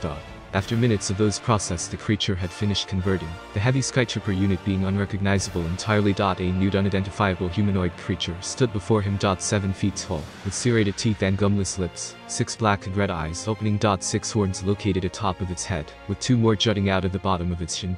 4 arms with 6 fingers on each hand and human-like legs with horned feet. The armored chassis of the heavy Skytrooper unit working as a form of clothing and armor. The chest, abdomen as well as legs offering protections, while the helmet had been used to make cuffs for the second pair of arms. What now? The creature asked as Nox rose from the ground to stand in front of the Sith. Now we get you ready for our fight against your siblings. Come, our ship is waiting, Nox stated as he and the 7-foot-tall entity walked beside him with a prideful step. Its arms crossed behind its back, as the Skytrooper units prepared to follow beside them. May I? The entity began as Nox nodded as the Skytroopers prepared to exit the cell, Nox levitating from the ground as he slowly ascended to the surface tunnel. Athla, do what you must, Nox stated before soaring through the tunnel above after the Skytrooper units. Athla itself grinned maliciously as it raised its forearms, curling its hands together as it brought them together in a thunderous clap. The walls, along with the ceiling splintering as he roared with all his pent-up rage, finally being able to convey it. The room crumbling in on itself, as magma started pouring into the room. Your pathetic empire could never have held me. Now your failures are complete, and I will have my revenge. To believe in the Maker's chosen is to believe in the words of the Prophet. I will follow as his blade against my brethren and foes, and I shall have my rewards for my servitude to a higher power than myself. The creature finished before leaping through the ceiling tunnel, as the rest of the room succumbed to the core of the planet. Part 1 of the beginning complete. Athlagareth is an entity that appears in the Star Wars The Old Republic MMORPG. An entity of unknown origins, revered as one of the primordial old ones in the Cathal sector. Abalak was also one of these old gods. These old gods were dark gods who fought against the Celestials. The Supreme Maker, also known as the Giver in lore, is the creator god of the Star Wars universe and source of the Force. Responsible for the creation of things such as the Eons and other things. Also, it is unknown why, but droids seem to have an unknown connection to the Maker, and nobody is capable of explaining where they get knowledge of this entity from other than possible word of mouth from droids themselves. The Force Demon, what second uncorporeal form of blue spheres, was responsible for the creation of the Bedlam spirits. With themselves, his 4 children were as follows. Black and red eyes gazed around the room as he scanned for all sources of life nearby. Athla, with the permission of Nox, subtly drained the Force from the knights who walked by. Not enough to harm them. Given a few moments they would be back at full strength, but enough to ever slightly refill what was taken from him after his birth by his siblings. The pure life force given by the Force making him sigh in euphoria as he fed for the first time in eons. What do we do now? Athla asked as he stood in the Eternity's throne room with both arms crossed behind his back. The prophecy chosen one has made contact with my adopted daughter along with the GD Master Qui-Gon Jinn. We wait until Kanya urges Padme to seek us out after the Republic inevitably fails her. Thus will start my return to the galaxy, Nox replied as he sat atop his throne, his cultist helmet sitting on the armrest to his left and his lightsaber on the right. His 12 usual guards silently standing in formation as Nihilus trained his connection within the dark side filled sanctum. What will my role be for the time being? Athla asked as Nox peered at him with a raised eyebrow. You will be one of the pillars of strength that the Empire leans upon. Kanya and Nihilus are currently revered by our glorious Empire as indomitable pillars that protect them. Knights would lay their lives down with a simple order, and civilians would raise arms, even with no hope of survival, to rescue them. With time, a little bit of PR and you will be the third, without a doubt one of the most powerful, influential and important figures in this empire. You will all serve as the council that I relay decisions to, guide my empire alongside me, poised to become the strongest empire the galaxy will ever see. And when the time is right, we will wage war upon the so-called deities that would see you and others. They don't seem worthy, crushed underneath their heel. For as long as the Supreme Maker guides us, our victory is assured, Nox stated as he gazed out towards the galaxy, Atla walking beside his throne with a smirk adorning his face. I made the right choice, Maker guides him, and in turn I haven't been abandoned. I still have a chance. He is my salvation, Atla thought as he once again pledged his loyalty. Tatooine, walking through the sand-filled roads of Mos Eisley. Qui-Gon, Padme Kanya and an annoying Gungan known as Jar Jar, walked through the town, as Kanya subtly lead Padme towards Watto's junk shop, knowing he'd probably have what the Nubian required. I just hope Ani is there right now, Kanya wished, missing her little brother and craved to see him. Trying to avoid the slight skip to her step, Watto's junk store visible as she does up slightly. This should have what we need. Come along, Qui-Gon stated as Kanya tried avoiding the twitch of her brow. Yes, because you were the one who brought us here, Kanya sighed as she stood through the foundations of the doorframe. I am here on business, Qui-Gon began as Kanya looked around hopefully, while the handmaiden Padme looked at her companion with a raised eyebrow. Kanya. Are you okay? Padme asked as Watto called out. Boy, get in here, look after the shop while I show our new customer around, Watto stated as Kanya's eyes lit up, leaping behind the counter, as Ani walked into the room wearing relatively nice white clothes, a horrible bowl cut atop his head, and a small smile on his face. He's a good boy, does all his work without a fuss. He and his mother do my shop wonders, Watto stated before slowly leading Qui-Gon through to the back rooms. Don't touch anything until I get back, Qui-Gon stated as he left with Watto. Jar Jar himself began to hung everything he shouldn't. Are you an angel? Ani asked as he drew Padme's attention, who had been wondering where Kanya disappeared to. Excuse me, Padme asked as she had a questioning gaze. An angel? I hear they're the most beautiful creatures in the galaxy. Whatever Anakin was going to say was cut short as a snort was heard right behind him, making him jump from the bench in a defensive manner. She sure is an angel. Her eating habits behind closed doors are almost godlike. I wonder where she puts it, Kanya stated as Anakin's eyes lit up in pure bliss and happiness, Padme herself spluttering with a scandalized face. Kanya. Ani shouted before instinctively force leaping into his adopted sister's arms, catching him and twirling him around. I've missed you so much. The two know each other, Padme asked as she looked genuinely surprised that Kanya would socialize with a small boy on Tatooine. Oh Padme, I almost forgot you were there. This is my little brother, Anakin Skywalker, Kanya stated with a proud smile, putting him back on the ground, and using his head as a headrest, while he swiped her hands off of his head. Ani, say hi to Padme Amidala, handmaiden to the Queen of Naboo, Kanya stated as Padme tried her hardest to understand what she heard and was seeing. So like how father gave mum and I handmaidens, Ani asked innocently as Padme raised an eyebrow at that statement. Yeah, like that, after all handmaidens serve their rulers faithfully, Kanya answered sagely as Anakin giggled. Without warning, Qui-Gon walked through the room declaring they were leaving, a sour expression upon his face as Kanya secretly ordered Anakin to quickly finish and give them a room for the night. The Eternity, the Sanctum en route to the Galactic Core, standing across from Atla with a small smile, the entity in front of him having a troubled expression as it adjusted to holding two lightsabers, one on each side of his body. You are almost exclusively connected to the darker portion of the Force, teaching you otherwise would be next to useless due to your age. You have no previous training, but at the rate you seem to learn, it won't take too long to get you up to speed, especially with you being a kinetic learner. Your rage will only make you stronger. Now. Come at me, Nox ordered as he activated his lightsaber, the dark nexus of the Force in the blade, bolstering its user, screeching both through the force felt and heard within the room, as the black and purple blade came into existence. Atla himself activated his weapons and slowly stood in a position comfortable to him. Leaning forward slightly, the being of rage surged forward, his right lightsaber held and pointing forwards, while the left scraped the floor behind him, his other two arms prepared to be put to use. Nox himself waited for Atla to be within striking distance, before his arm swept up quicker than most could see, sweeping the lightsaber of his opponent out of the way, and sliding down the blade of the other, which had been brought up to strike. With his lightsaber still blocking the left hand of his opponent, Nox kept the blade locked as his opponent tried once more striking with the other. Nox however did nothing but adjust his grip as the second struck just below the other's blade lock, making an X formation with the blades of Atla. Nox, using his free left hand, slammed it into the armor plating of his enemy's stomach, dragging the air out of the creature's lungs, as it adjusted to the weaknesses of its humanoid body. With a screech of rage, Atla raised its free hands, and with a cry of primal rage, shaking the room, released a volley of whitish-purple lightning. Chuckling to himself, Nox saw no need to dodge as he opened the palm of his left hand, a form of Tutamenis starting as the lightning and energy was absorbed into Nox. Your rage gives you power, Nox stated before suddenly disappearing, materializing behind his enemy, and slashing across the back of his opponent, leaving but a slight scratch in its flesh, as it punched out behind itself instinctively. Atla itself, instinctively picking up on force push, as he propelled Nox across the room and into the wall.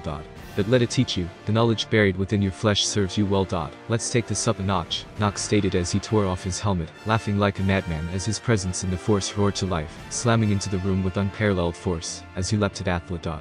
Atla's own eyes whitened as it brought its own presence to bear, the two entities meeting at the center, Atla letting out a roar in defiance as Nox disarming Atla of his blades, before tossing his own to the side. Atla throwing a force-imbued punch to his opponent, Nox himself taking it without any sign of struggle, or noticing as he responded with a punch of his own, into the right ribs of Atla, cracking, being heard as Nox grabbed Atla's six eyes face, and released a surge of red lightning on his opponent whom he held. Atla's scream soon being heard before Nox slowly let the entity go, whom breathed heavily, and gazed at the more experienced force wielder. How I an immortal being with godlike power, whom fought the Rakuten Empire and nearly won. How did you beat me so soundly? Atla asked as he acknowledged his own defeat. You have power, that is undeniable. But you lack finesse, the control required to use it to any meaningful degree. After all, which is stronger? Using massive attacks with huge amounts of energy, with no intended target. Or a focus attack, with the same amount of energy condensed into a single point, Nox asked as Atla rapidly healed, Nox requiring his lightsaber, pulling Atla up as he left him to ponder his words. Tatooine, you won't make it to your ship in time. Come on, you can spend the night at mine and my mother's. I'm sure she misses you, Kanya Ani explained as Qui-Gon came up at a loss for words, looking towards Kanya inquisitively as she smiled, and they both guided the other three towards the estate. We will be speaking of this later, Qui-Gon thought to himself as they rushed. Skywalker Estate. I'm home, I brought guests, Anakin yelled out happily as the guards around the house observed the new arrivals. This is a very lovely home you have here, Anakin Padme complimented as she gazed around the rather large 3-story building. Oh, thank you, Father got it for me and Mum when he first came here with Kanya and freed us, though I'm not sure if those guys in white and gold are people or statues, Anakin explained as Shmai slowly walked into the room with a smile upon her face. Qui-Gon raised an eyebrow as he looked from Anakin to Shmai, then to Kanya. Hello Mother, Kanya stated happily as she embraced her adoptive mother, both laughing happily. Kanya, welcome back, it's so nice to see you. What brings you to Tatooine? Shmai asked as she separated from her, and looked her up and down. We're on a diplomatic mission and need hyperdrive parts or a new hyperdrive, but we can't do anything at the moment due to the storm currently outside. Mind if we stay until it goes away? Kanya explained and asked as she smiled happily and nodded. How could I ever deny my daughter and her friends a place to stay? Come, dinner is nearly ready, make yourselves comfortable, Shmai stated as the group nodded while Qui-Gon received a sudden spike through the force as Anakin stubbed his toe, his face raising in surprise as he studied the child's presence, which was impressive to say the least. Would be for a relatively strong Jedi Knight but not a child. With Nihilus the Eternity gazing out of the viewport of his quarters windows, Lucille held his mask in his hand as he thought over his most recent journeys, liberating Orokin for his master, regaining more and more of his humanity which he had once lost. Being relied upon by the Zakuulan citizens was nice. It felt good to not be feared, to be trusted and looked upon for advice. And with his hunger's non-existence, he felt more complete and powerful than ever. The third pillar of the Eternal Empire, the title has a nice ring to it, Lucille thought as he lounged into his double king-size bed with his arms behind his head. Lord Lucille, Master Nox saw fit for you to know the Jedi Order has made contact with young Master Anakin Skywalker. His holo receiver relayed from HK as Lucille slowly let sleep overtake him. Wake me when I have new orders, Nihilus asked. Yes, he was content. Qui-Gon slipped the 2 samples of blood into his transmitter. Obi-Wan, I need these 2 samples analyzed. Alert me as soon as you get the results, Qui-Gon ordered before slowly walking back into the impressive house. Thoughts plaguing his mind as he felt the force reeking from the house, the 2 sources obvious to him. Walking up to the family as they laughed and exchanged stories with Jar Jar and Padme. Qui-Gon sat down and began to subtly get information from them, subtle to himself, while Kanya became guarded with her answers, soon followed by Shmai and Anakin doing the same after a subtle use of telekinesis, without the Jedi Master noticing. We just need him curious, not running to tell the Jedi about us, and to follow like a good little boy seeking knowledge. This is gonna be fun, Kanya smirked as her eyes flashed yellow without the Jedi noticing.